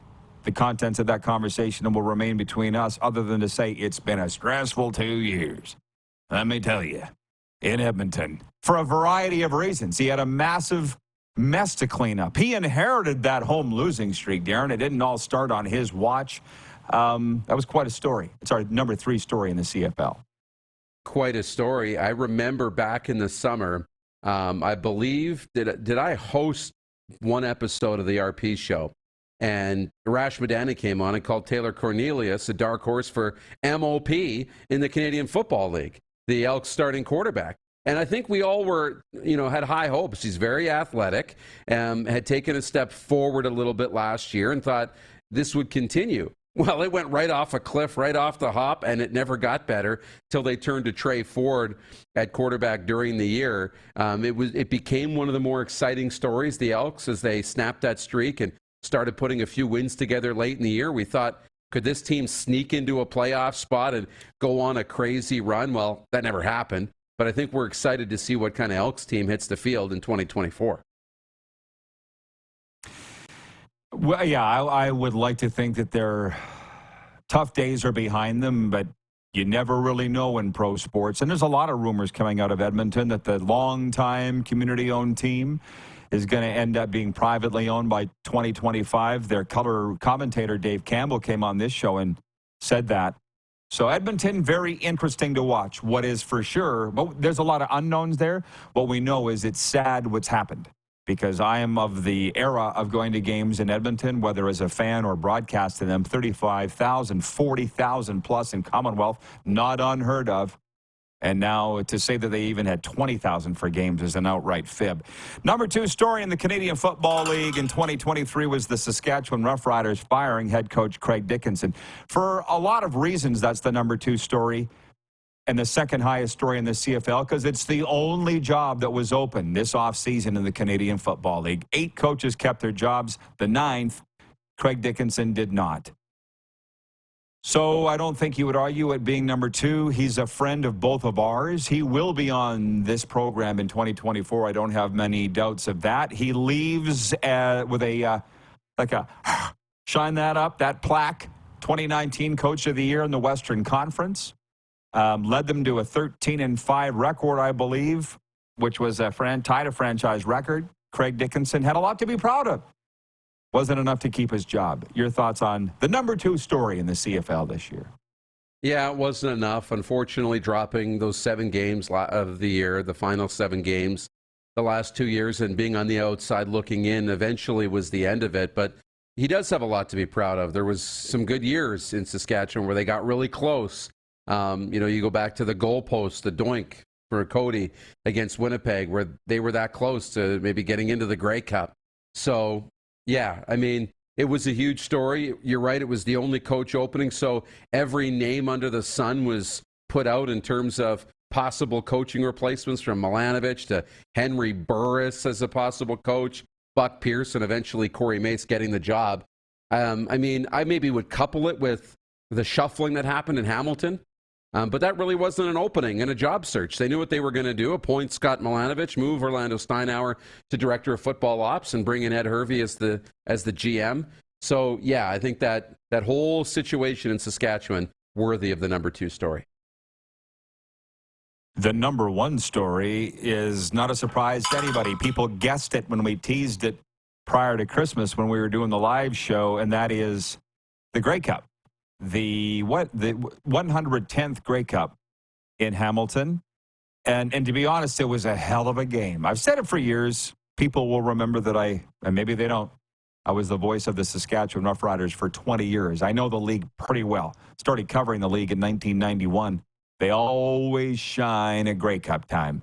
But something echoed in my head here was the Friday before that Grey Cup. I said to Jeff Reinbold, the ageless Hamilton Tiger Cats special teams coordinator on this show, I said the favorite usually wins the Grey Cup. The favorite usually wins. And I don't remember what the point spread was. I could go back and look it up on my notes, but it doesn't matter. Winnipeg was favored. Do you offhand remember? Do I need to go back and look what the it was higher than I thought it would be. You should look it up, but I think it was like almost 8 points. I think it was 6 or 8 points. I really do. Might even have been as high as 9. I thought it was 6. Yeah. You're probably right if you have it down there. Either way, Montreal, here's the thing. We know football. We've watched it a long time. You played it. Montreal shot themselves in the foot a lot in that first half. They should have been going into the locker room with, if I can remember, like a 17-7 lead or 17-10 lead. But they didn't. They went into the locker room trailing, I think, 14-10 because of blown opportunities. So I don't know what Jason Maas said at halftime of the Grey Cup, Montreal's head coach in Hamilton, but it worked because they came out and were a different team. But that last drive that led Montreal down the field, it was like 78 yards, I think, for Montreal. Cody Fajardo throwing the game-winning touchdown to Tyson Philpott. That's stuff of legends, man. And I still don't really have my mind wrapped around it. I haven't spent a lot of time thinking about it other than it was a hell of an ending, hell of a story, and it relates to our 5th point. Cody Fajardo signing in Montreal leads them to a Grey Cup. What a story. It was an unbelievable game. It's going to go down as one of the best Grey Cups of all time. I don't know if it's at the top of that list, but it's on the list. And for some people, it's the most entertaining Grey Cup we've seen in a while, the stories. And, you know, you talk about what did Jason Maas say at halftime? Well, everybody was talking about the speech that Cody gave the night before and how emphatic and motivating that was and emotional. And then you're right, the big play on 3rd down to convert to keep the drive alive. And how about in a Grey Cup in Canada's league, your star quarterback throwing a touchdown pass in the final moments to a Canadian receiver who played in Canadian college football, the Calgary Dinos. That's a pretty cool way to cap it off. Tyson Philpott winning most outstanding Canadian in the Grey Cup. And you're right, stuff of legends. And that was a legendary moment for Cody Fajardo and the Montreal Alouettes. I don't actually have the point spread here, but let's go with 6 points. Between the two of us, we figured it out. So my point was when I said to Reinbold, the favored team usually wins. That may or may not be the case. It wasn't this year, and I'm just so happy for Montreal. And Cody Fajardo's interview after that championship will be as part of our best of interviews this week. But you were at Grey Cup, and you've been to various festivals before, not the least of which was the 109th in Saskatchewan. now 2 seasons ago. But what was your takeaway from Hamilton? I did a great job. The Grey Cup is always so much fun, and Hamilton is just it's a big city, but it's a small town football community. They just love football, and they've loved it for decades and decades. And the street festival they put on, we did hits from down there, to the team parties at the convention center, to the CFL events and fundraisers. You mentioned the league always shines at Grey Cup, and this was no exception. It was a great job. How long do we have, Clark, before we break? About a minute. He says, my honorable mention, which was .3, I bumped it for Edmonton's home losing streak, was touchdown Atlantic / touchdown Pacific. They packed the stadium in Wolfville, Nova Scotia to watch the Argos beat the Riders this past July. And now this summer, Labor Day weekend, it's going to be touchdown Pacific for the first time ever. The BC Lions against the Ottawa Red Blacks. I don't know where I'm going to be Labor Day weekend, but I certainly hope it's touchdown Pacific. We had Neil McAvoy on, the co-GM of the Lions, to talk about it. Kudos and bravo to the CFL for trying something new. Yeah, great job. I mean, Touchdown Atlantic has been a lot of fun, and we hope that there's going to be a team out there. We've talked about a 10th team ad nauseum. You know, Randy Ambrosi saying they're going to make one final big push to see if they can make something happen there. But I like that they're shifting this. And for the BC Lions, in a year they're hosting the Grey Cup, to get the entire province involved, I think training camping, Kamloops, Touchdown Pacific at Labor Day, to have that out in Victoria and then play the Grey Cup at home. I think it's going to be an exciting year for football fans on the West Coast. No doubt. Moose, thanks for this. Happy holidays. We'll see you tomorrow. Happy holidays. But we're not going anywhere, everybody. When we come back, the Hour 2 Best of interviews will roll on. We'll be right back. You're watching the RP Show. Best of 2023 episodes here on Game Plus Television, WQEE Radio, Apple Podcasts, Spotify, and YouTube Live.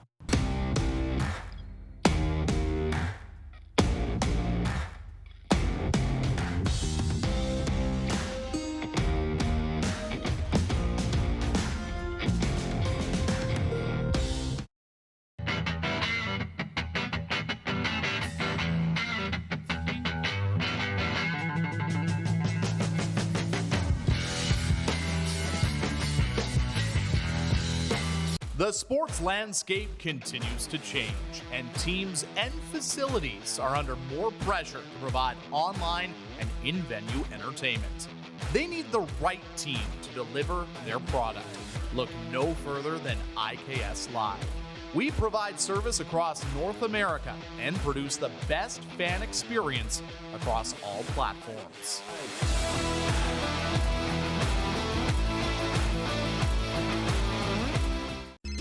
Text 902-518-3033.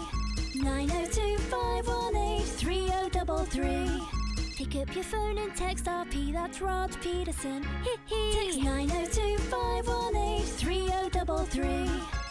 IKS Game Day wishes to congratulate the city of Estevan and Affinity Place on their brand new center ice display. This state-of-the-art score clock features 5 LED faces with full motion graphics, scoring integration, and our new halo mounting system.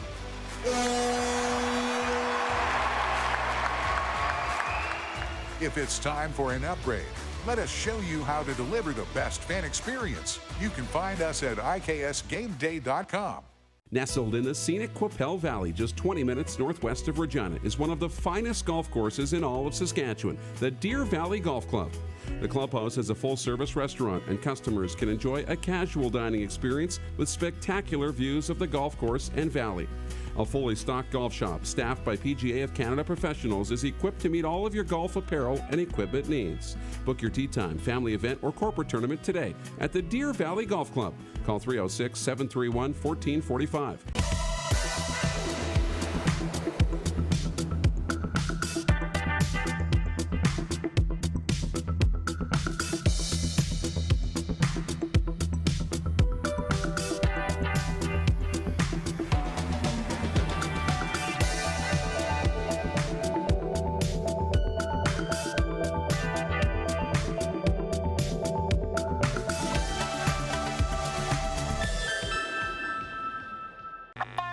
Does this look familiar? Your fans deserve an incredible arena experience. It's time for an upgrade. Stunning graphics. Revenue opportunities are just the beginning with our in-venue display systems and scoring technology. Let us help you find the best solution for your facility. DDG, always delivering the best fan experience. Here's how your business can be a part of Canada's fastest growing sports talk show. All you have to do is contact us, and we will tell you all about the dynamic and exciting marketing opportunities we have, utilizing a fully integrated 360-degree multi-platform. Imagine your business seen and heard across Canada on Game Plus TV and around the world on the Rod Pedersen Digital Network. You will use one of the most overused expressions in sports. You gotta be kidding me. Get your business involved. Contact the Rod Pedersen Show today. Welcome back, everybody. It's the RP Show's Best of 2023 Holiday Edition shows, and it's been fantastic. A lot of hockey interviews today. In hour one, we had Ted Nolan and Ryan Huska. Now, you're the lucky ones. Kelly Hrudey, he of 677 NHL games, the product of Calgary, Alberta, former Medicine Hat Tiger, and in the NHL, playing goal with the New York Islanders, Los Angeles Kings, and San Jose Sharks. Now the star of Hockey Night in Canada and television color commentator for the Calgary Flames came down to our summer home, Century Downs Casino in Calgary, for this lengthy feature interview. Well, we've only been building it up for a week, so can we bring in our next guest here in hour two, the great Kelly Hrudey, Hockey Night in Canada, NHL great, joining us here at Century Downs. How you doing, Kelly? I am having a great summer, Rod. I can tell. Yeah, we're so busy. We're doing all sorts of things, and then the weekend's going to turn great, being a long weekend. I'm going to go up to Edmonton tomorrow, grab my mom, and bring her down for the long weekend, so she can see us and the grandchildren and her great-grandchildren. So it's going to be a fun weekend. Good to hear. Good to hear. When would hockey fire up for you again? For me, not until October. Oh, so you're good. Yeah. The first game of the Flames, I believe, is a Wednesday, and it's at home versus Winnipeg, and then I'll start the trek every single weekend back to Toronto for Hockey Night. Yeah, because I'm just calling up your hockey DB here. I've got it memorized, but I want to read it off to everybody else.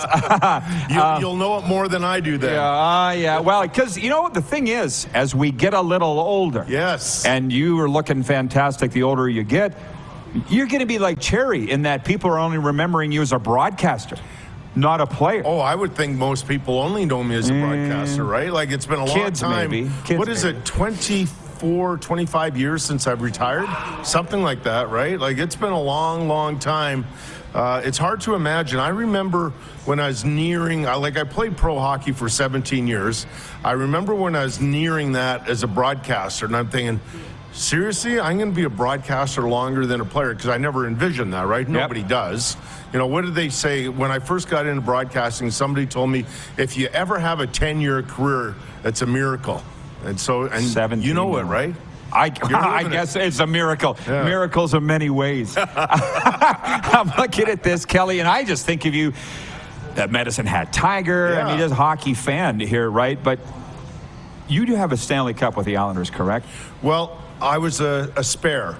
But you get a ring? I do not have a ring. As a spare, you don't get a ring. So okay. I was a part of I never played, of course. I was one of the spares, but I was practicing every single day, doing all that whole thing as a spare. And now spares, they get to go on the ice for the celebration. They get to hold the cup, right? Back then, we didn't. Yeah, it's interesting in this town, the stories. Boy, those Flames have milked the most of that 89 Cup, haven't they?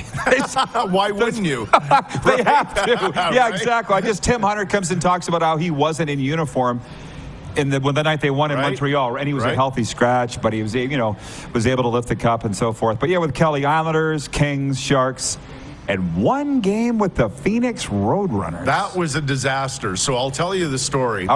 Okay, so that was my last year at Los Angeles, and honestly, Rod, the day before the start of training camp, the day before medicals, I blew up my left ankle. I was skating with the guys, and I blew up my ankle.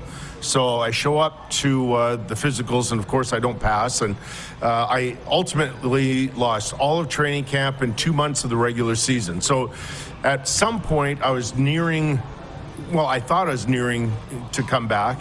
And so they said, the management said, why don't you go down to Phoenix and give it a whirl? So I think I played 20 minutes or 40 minutes. I was terrible. And then I didn't play again for another month or so, so I knew I wasn't ready. But as one longtime NHL friend told me, it's a formula for failure to go down there. And he was exactly right. I thought I'd do it just to test my ankle, and it was not good. And the overall experiment was horrible. If this is accurate, yeah, it says you allowed 5 goals in 50 minutes. Yeah, probably. Yeah. It was in the like IHL. I said, I wasn't ready. I had another month. I would to have go. thought you could just stand in the net.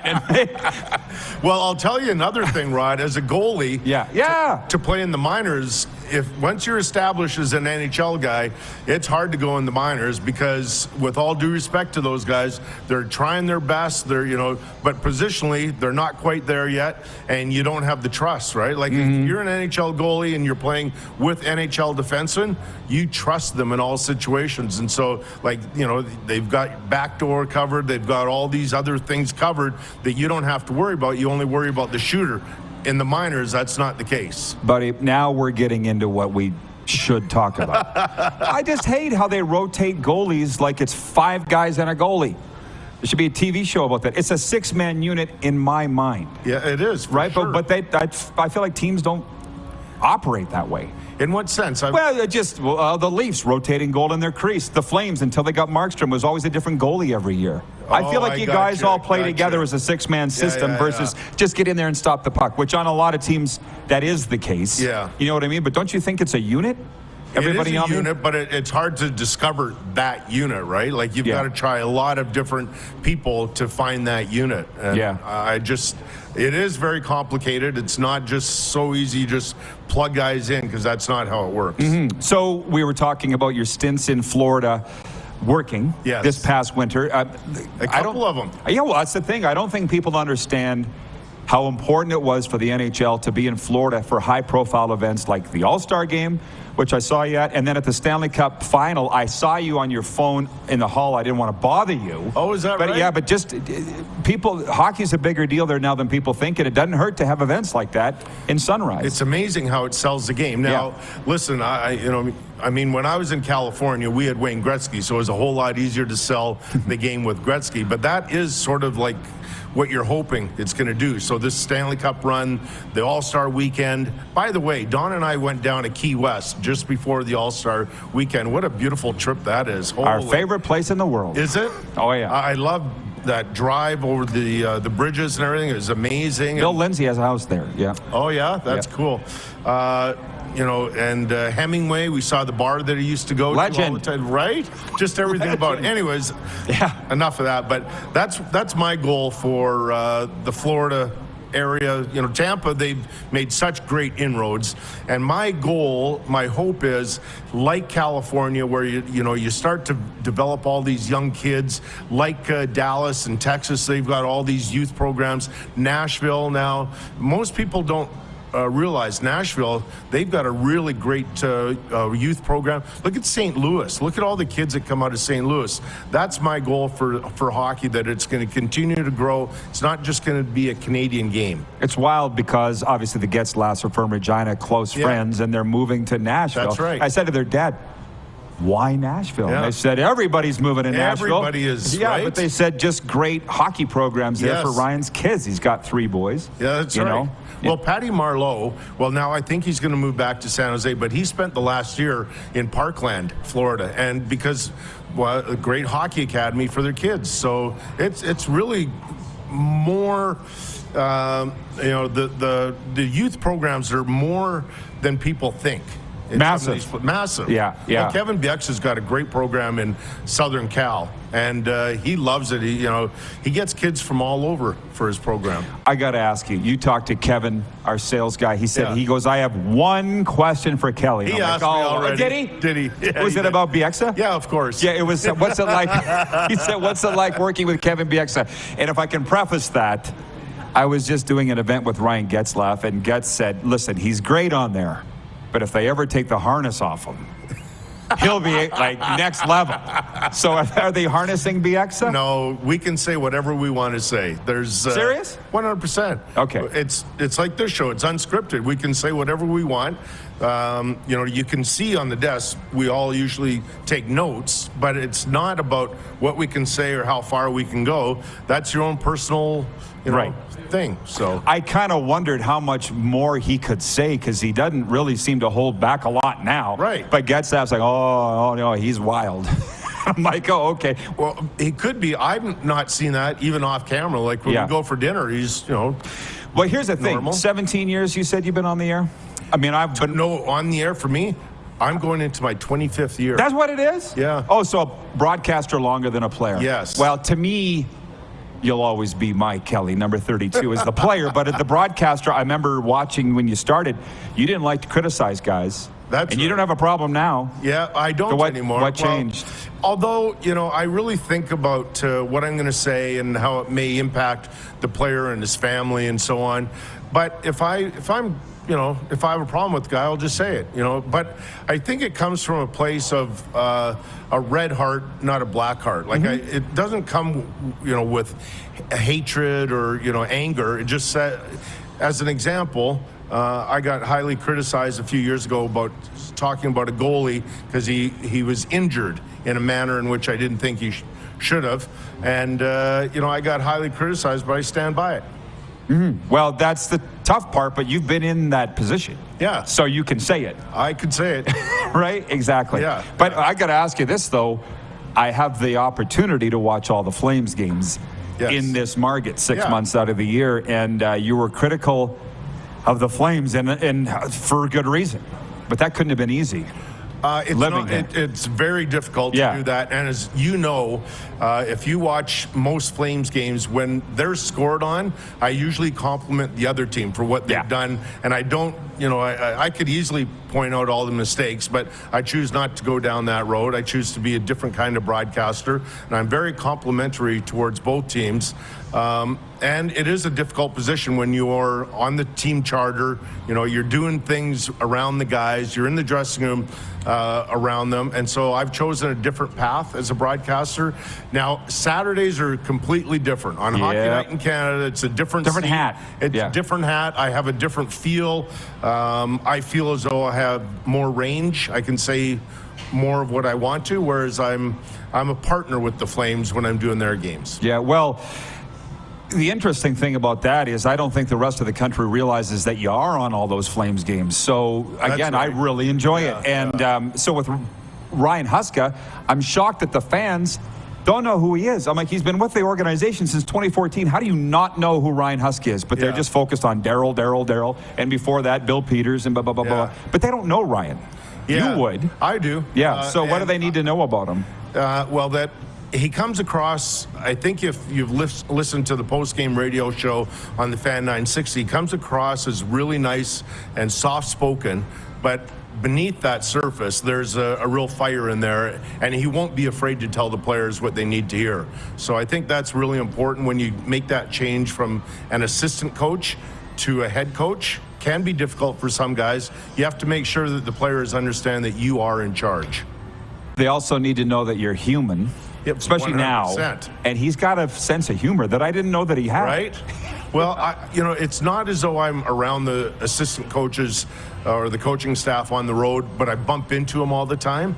And so I know them a little bit. I wouldn't say that Kirk Muller was a guy that I've known more. Now he's moved on, but he was a guy that I knew more of. Jason LaBarbera, I know a little bit. You happy that he was back? Oh, yeah, totally. He's really good. I think you're going to see an entirely different Flames team, of course, because of the big change they made behind the bench. Massive. Yeah. Well, they know Craig Conroy, or feel they know Craig Conroy because he played here for so long. Yeah. I don't know if he's the same guy in the office as he is on the ice, but if he is, they're in good shape. Yeah, they're in really good shape. I've known Craig and visited with him many, many times, and he's deep knowledge of the game for sure. So I always do this when we have the big guests. I hog all the questions. So we have a couple minutes left in this segment, and then next segment we'll take the audience's questions, if you're cool with that. Love it. But two things before we break is you mentioned how cold FLA Live Arena is.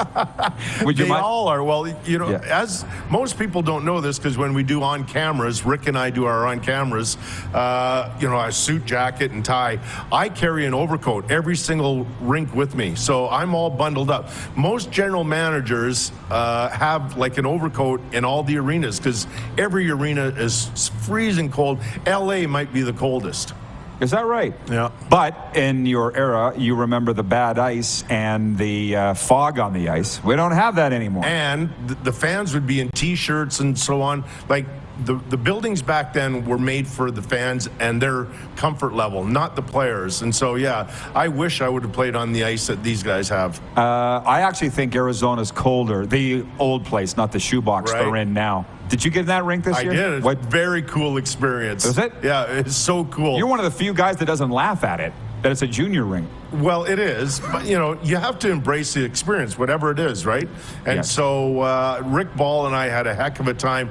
He forewarned me because he had done a game with Greg Millen in that Mullet Arena prior to my coming there, and it was very cool. One of my memorable experiences from the past season. That's good. But others have said it's fun, but they don't want to be there long term. Of course not. Yeah, right. Kelly Hrudey, good enough to join us here at Century Downs Racetrack and Casino.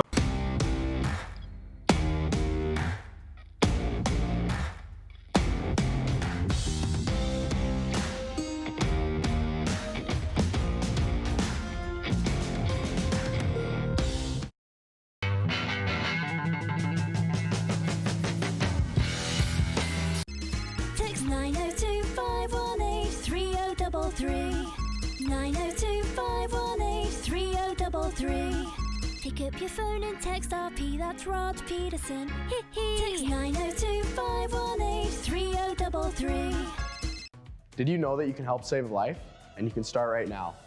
Stem cells from male donors increase chances of positive outcomes for patients, yet they only make up 40% of our registry. Today, there are hundreds of people in Canada searching for their life-saving match. You can be a patient's best hope. Be a hero by registering with Canadian Blood Services Stem Cell Registry now. Does this look familiar? Your fans deserve an incredible arena experience. It's time for an upgrade. Stunning graphics. Revenue opportunities are just the beginning with our in-venue display systems and scoring technology. Let us help you find the best solution for your facility. EDG, always delivering the best fan experience.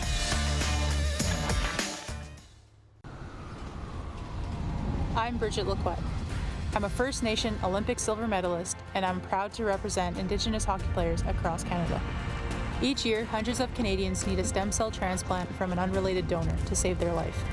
Anyone can have a hard time finding a stem cell match, but for Indigenous peoples, it can be even more difficult because just over 1% of prospective donors on Canada's stem cell registry are of Indigenous backgrounds.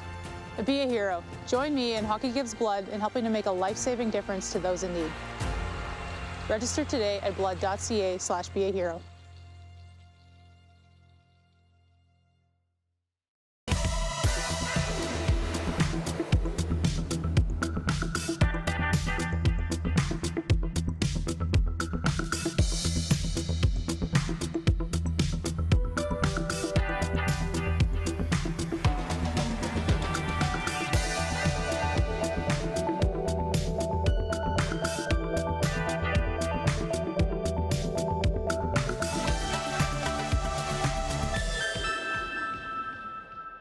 Hi, my name is Logan Stankoven. And I'm Connor Bedard. We're both Hockey Gives Blood player ambassadors and proud to be blood donors. There are thousands of patients each year in Canada that rely on a generous stranger to save their life. Please book an appointment today to donate blood at blood.ca/HGB.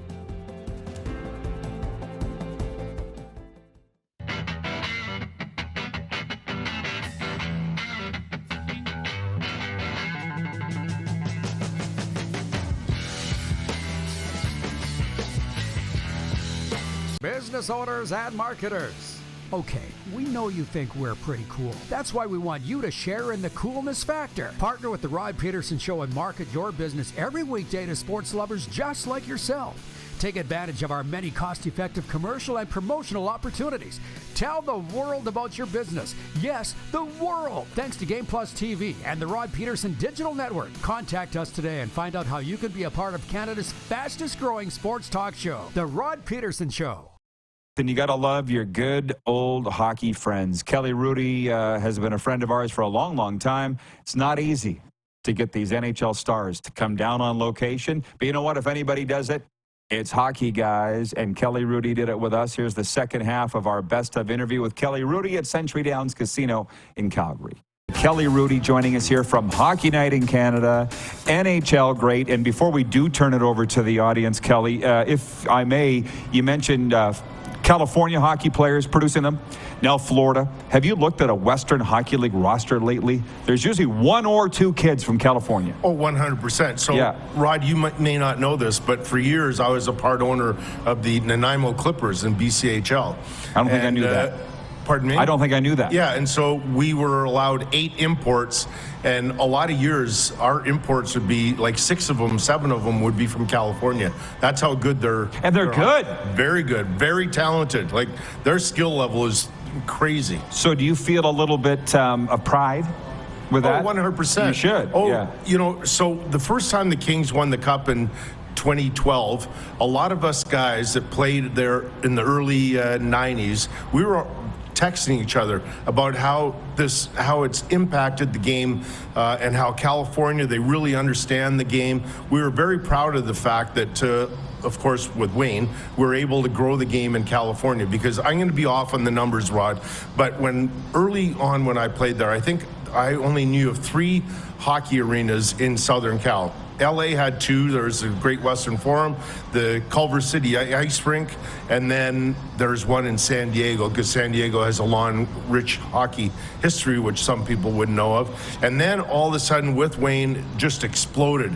And I'm going to say, like 10 years ago, I counted 50-some arenas in that same area. So that's amazing. And Luc Robitaille, he and his partners built an arena just north of Los Angeles. That used to be our practice rink for a while, until they have that beautiful practice facility in El Segundo. I don't know if you've ever been there, but that's amazing. That's where the Kings practice now. It's beautiful. And it's coming in South Florida, as you saw. I don't know how much you learned when you were down there, but Billy Lindsay's a good friend, and we talked about the fact that 30 years ago there was 2,500 kids playing hockey in Florida. Yeah. Now there's 25,000. That's amazing. That's what you want. That's good to hear. Yeah, absolutely. Sure. So here we go, as promised, turning it over to the streets, to the audience. Jayla in Calgary, and also John have written in the same question. They say, we're curious on Kelly's take on the state of the Flames. Can Craig Conroy fix it? That's from Jayla. And John says, what does Kelly think the Flames need to do to get back into contention? Well, Jayla and John, yes, they are in good hands, and they will definitely be a much improved team. I'm not going to, dump all over Daryl Sutter, but if the majority of the players don't like the coach to the extent that they did, they had no chance of winning. So now that they have a new coach, and they'll have more respect for him, because 2 years ago they were a great team. I have no reason to believe that they won't be a very good team again. I started something. We'd be here all day answering these questions from everybody, which I know you're good with. We got Kelly for one more segment. Oleg in Winnipeg says, can you ask Kelly how much a good goalie coach can improve a goalie's performance? Okay, so there's a technical side, which is very important, but I think more so than anything, it's the mental side, because it's such a difficult position, as you know, Rod.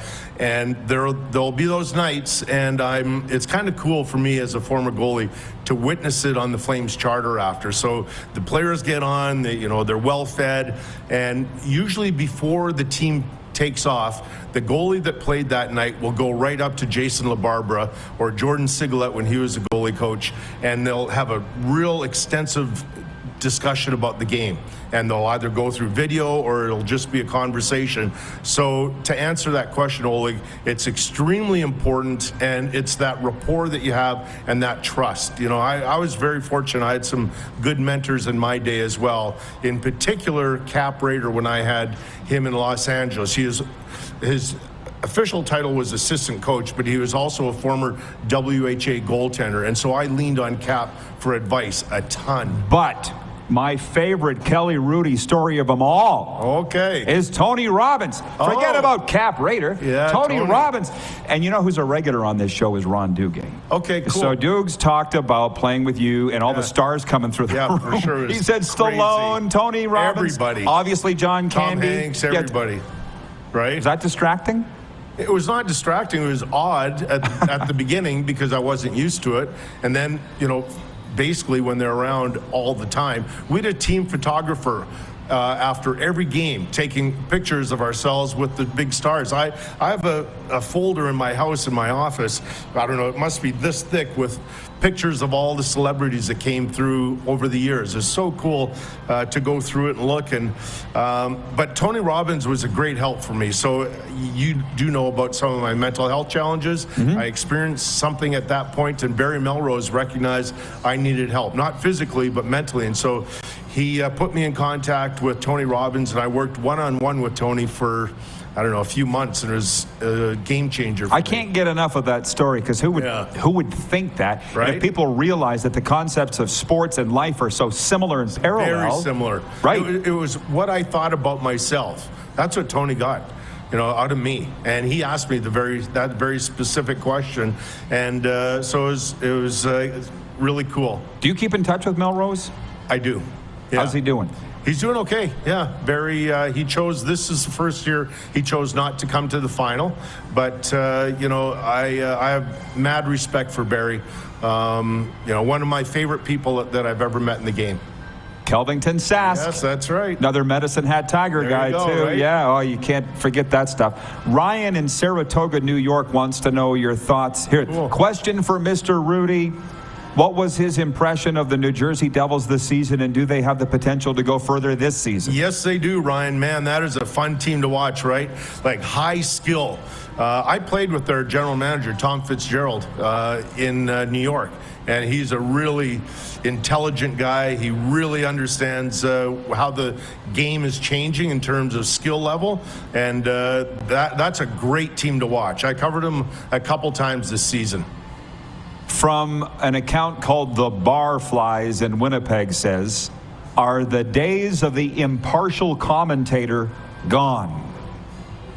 You and I know what he means. The guy that calls it like it is, are they gone? I don't know. Well, I hesitate. I said before in our earlier segment, we can say whatever we want on the air, right? We don't have any harness or, you know, no rules what we can or can't say. But I think there has to be an internal gauge where you go, do I want to say this or do I want to stay away from it, right? Like, we can say anything we want, but then it's going to be a firestorm on social media, and do you want that? Or do you need that in your life? So that's my answer to that. And that's my point, is maybe your bosses don't tell you what to say, but you know yourself, if you tick off a GM or a player, you're going to know it by the time you leave the studio. Okay, but that's always been the case. Like even when I started in Hockey Night in 1998, if I said something that offended a coach or a GM, they'd call me right away. Or if I was in the building, you know, I had many general managers try and track me down in a building and get mad at me, of course, which is ridiculous because I'm going to stand up for myself. Yeah. If I said it, I believe it. Good for you. Absolutely. Right? Same here. I had a coach, so one time, he'll go nameless, but he refused to work on the power play. So I'm watching a Thursday night game, his team's at home, and they go 0 for 6 or 7 or something on the power play. So immediately after the game, I call our travel person. I change my flight to this city to go earlier in the day so I can get to this the team's practice. Team practices, no power play work. So I changed my game plan for Saturday night. So I think, okay, my opening has to be this coach refuses to work on their power play, and it's costing them games. So I said that. So the coach gets mad at me and refuses our guest for the intermission.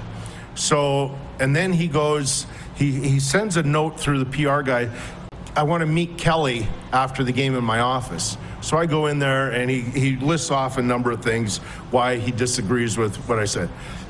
Do you think that's going to intimidate me? The entire third period, I wrote about 20 notes down why I thought that he was costing his team points or games. And so I remember when I turned it around on him, he was like, okay, I didn't expect that. Is he still coaching? No. Yeah, exactly. The best ones don't worry about that stuff. Right? They don't worry about what I say. No, Why the best would you? ones don't. Why would you? Ryan says, by the way, I remember Kelly Hrudey wearing one of the most unique masks of the era as an LA King. The Hollywood mask, I'm assuming. Yeah. That was so cool. And that design originated in our kitchen here in Calgary. So when Don Strauss was the mask maker, and when we were coming up with the concept, because we wanted something really cool, a really amazing paint job that would stand out to people. So I immediately talked, I had a business advisor in the kitchen at the time, and we were talking with my family about what mask really stands out to me. And Mike Richter's Statue of Liberty mask, to me, was the coolest in the NHL, because it was, you knew what it was, you identified the city of New York with the Statue of Liberty, and it was so simple, the artwork was so simple. So I thought, well, quickly, what's the most recognizable thing when you go to Los Angeles? The Hollywood sign. So Don Strauss knocked it out of the park. It's one of the, I think, the most iconic masks in the history of the game. Why did you like the goalie nerd out here? Why did you love the Jofa helmet so much and mask combo? Okay, so I was kind of forced to go to that. I didn't like it as much as people think. The reason I went, first of all, I wore the molded mask in junior, like all of us, right? Yeah. And then Bernie Perrant, my idol, lost his career. He's your idol? He is my idol. He lives in Boca. Yeah, Bernie lost his career because he got a stick in the eye, right? Yeah. So I immediately changed, and I went to a helmet cage, and that's all they offered me back then, the Jofa. And so I stuck with it. And I tried other masks, and I don't know if you remember this, but Glenn Healy, he wore a different style helmet and the cage. SK2000. Okay, I wasn't going to say the brand, but they had two screws right here. And Glenn one time got a puck to the forehead, and those screws dug right in and cut him for a bunch of stitches. So I didn't want to wear that helmet. Yeah, well, I don't even know if they're still in business anymore. I don't know. But my mind's jumping all over the place right now. like it. Well, goalies are getting concussions. I'm dealing with them physically and mental health right now from slap shots in practice. Gotcha. Right? Because I'm talking to coaches saying, can you have the guys keep their shots down? It's practice for the love of God. Well, it's more difficult now, Rod, because they go on their knees every shot, right? Still. So it's a little bit more but difficult. But the shots are harder, and yes, they are much harder. Something's got to happen. Everything, yeah. Save goalies. There needs to be a say save the whales, save goalies. John in Winnipeg. John Ohm. That's the third call from Winnipeg. It's our number one city for viewership. Oh, really? Don't tell anybody. Okay. As we sit here in Calgary. Yeah, no, I love it too. But we're very big in Winnipeg, believe it or not. And John wants to know if you think Rick Bowness can be the one to eventually get it done for the Jets. Well, I'm biased, and I'm going to answer yes because I'm a big fan of Rick. I've known him for, jeepers, I don't know how many years, 30 years, 30-some years. Our relationship first sort of took off a little bit when we were both in the minors. I think he was playing in Tulsa at the time, and I was playing in Indianapolis. And after one of those games, somehow both teams found each other in the same bar. And so he was a big goal scorer at the time. And so our sort of friendship sort of took off from there. And every single time I see him, wherever we are, we have a good chat. I think the world of Rick. I know it was a difficult season for them last year and how it ended. And some of the comments he made and some of the players didn't like that approach, but I love them. Yeah, everybody does that knows them, right? Everybody loves them, yeah. I guess my last point where my mind was going, and then I'll let you go here. A lot of folks would like to see you, but you have very strong thoughts on the cat's eye mask. Yes, I do. Like very strong thoughts. Yeah, I wouldn't wear that mask, not at all. And I know a lot of guys do. The first thing I would do, the first thing I'd test if I were a goaltender thinking of going that, can a puck go through at some angle? Or a butt end. Or a butt end or a stick, the blade.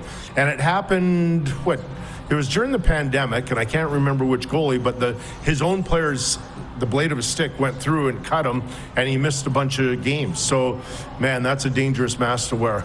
And I was shocked that at the World Juniors, they're still wearing them. I kind of get the NHL. You can kind of wear whatever you want there. You can wear whatever you want, yeah. Yeah, but the World Jays, right? I was a little surprised, yeah. When we're trying to protect kids, right? Yeah. Kelly, this goes by so fast. I really appreciate you coming pleasure. down. We're golfing Thank you. today. Donna and I are golfing today. Say, hey, is she here? No, she's doing her own thing this morning.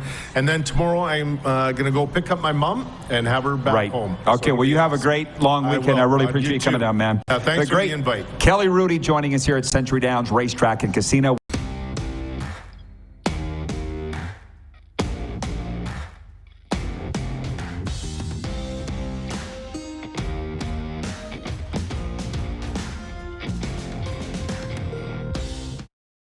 The sports landscape continues to change, and teams and facilities are under more pressure to provide online and in-venue entertainment.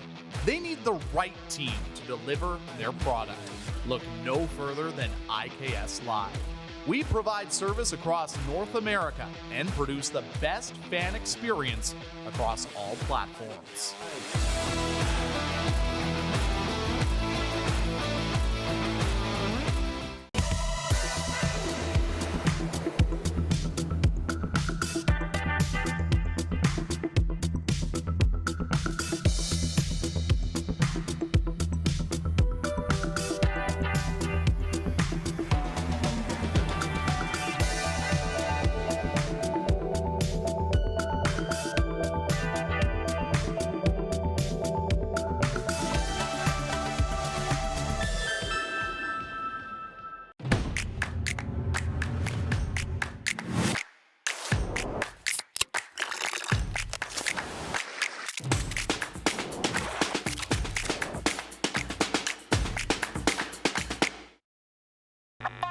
Does this look familiar? Your fans deserve an incredible arena experience. It's time for an upgrade. Stunning graphics. Revenue opportunities are just the beginning with our in-venue display systems and scoring technology. Let us help you find the best solution for your facility. EDG, always delivering the best fan experience. Hi, my name's Logan Stankoven. And I'm Connor Bedard. We're both Hockey Gives Blood player ambassadors and proud to be blood donors. There are thousands of patients each year in Canada that rely on a generous stranger to save their life. Please book an appointment today to donate blood at blood.ca/HGB. IKS Game Day wishes to congratulate the city of Estevan and Affinity Place on their brand new center ice display. This state-of-the-art score clock features 5 LED faces with full motion graphics, scoring integration, and our new halo mounting system.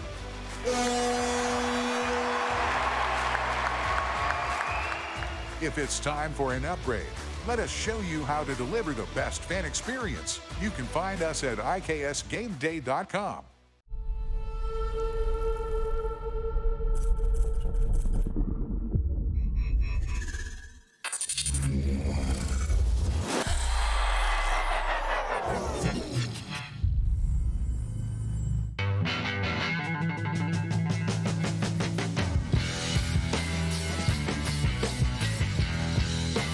Here's how your business can be a part of Canada's fastest growing sports talk show. All you have to do is contact us, and we will tell you all about the dynamic and exciting marketing opportunities we have, utilizing a fully integrated 360-degree multi-platform. Imagine your business seen and heard across Canada on Game Plus TV and around the world on the Rod Pedersen Digital Network. You will use one of the most overused expressions in sports. You gotta be kidding me. Get your business involved. Contact the Rod Pedersen Show today. All right, everybody, welcome back to what we call the overtime session of the RP Show and our best ofs. And even though it's the Christmas holidays, we're brought to you in overtime by Overtime Hockey Lanes in Calgary. I'm going to tell you again, I cannot thank the Calgary hockey community enough for opening their arms to us for now going on to year 3. And today was a great example with Kelly Hrudey of Hockey Night in Canada and Flames head coach Ryan Huska being part of our best of interviews. They both joined us at Century Downs Casino in Calgary. A wrap on today's best of. In hour 1, we did our top 5 NHL stories of the year. In hour 2, our top 5 CFL stories of the year. And this is what they are for the CFL. Number 5 story of the year, Cody Fajardo signing with the Montreal Alouettes on the first day of free agency. The number 4 story, Nathan Rourke, the CFL's most outstanding Canadian in the 2022 season, signing with the Jacksonville Jaguars. That was on January 16th. Nathan, by the way, was not the MVP of the CFL season in 2022. That honor went to Zach Collaros. Nathan, named the top Canadian, went to the NFL, and despite a spectacular preseason showing with the Jaguars, has yet to see the field in the regular season. Don't look at me. Number 3, the Edmonton Elks, setting and then snapping a pro sports record across North America for home losing streak at 22 games. It finally ended in August with a 30-20 home win over the Ottawa Redblacks. The number 2 story in the CFL was the only coaching change in this offseason. The Saskatchewan Roughriders firing Craig Dickinson just a couple of days after their season ended. That's the number 2 story. And the number 1 story is in the Canadian Football League, the Montreal Alouettes winning the 110th Grey Cup, upsetting the Winnipeg Blue Bombers 28-24 at Tim Hortons Field in Hamilton. I couldn't believe it as it was going on. Thank you to the CFL and CFL Plus streaming for the wonderful feed. Able to watch it here in South Florida. And kudos to our good man, Cody Fajardo, who, by the way, is coming up in our Friday edition of our best of. So join us for that, everybody. Merry Christmas. Enjoy the holidays. And we'll see you tomorrow, noon Eastern, here on the RP Show. McFly, hello.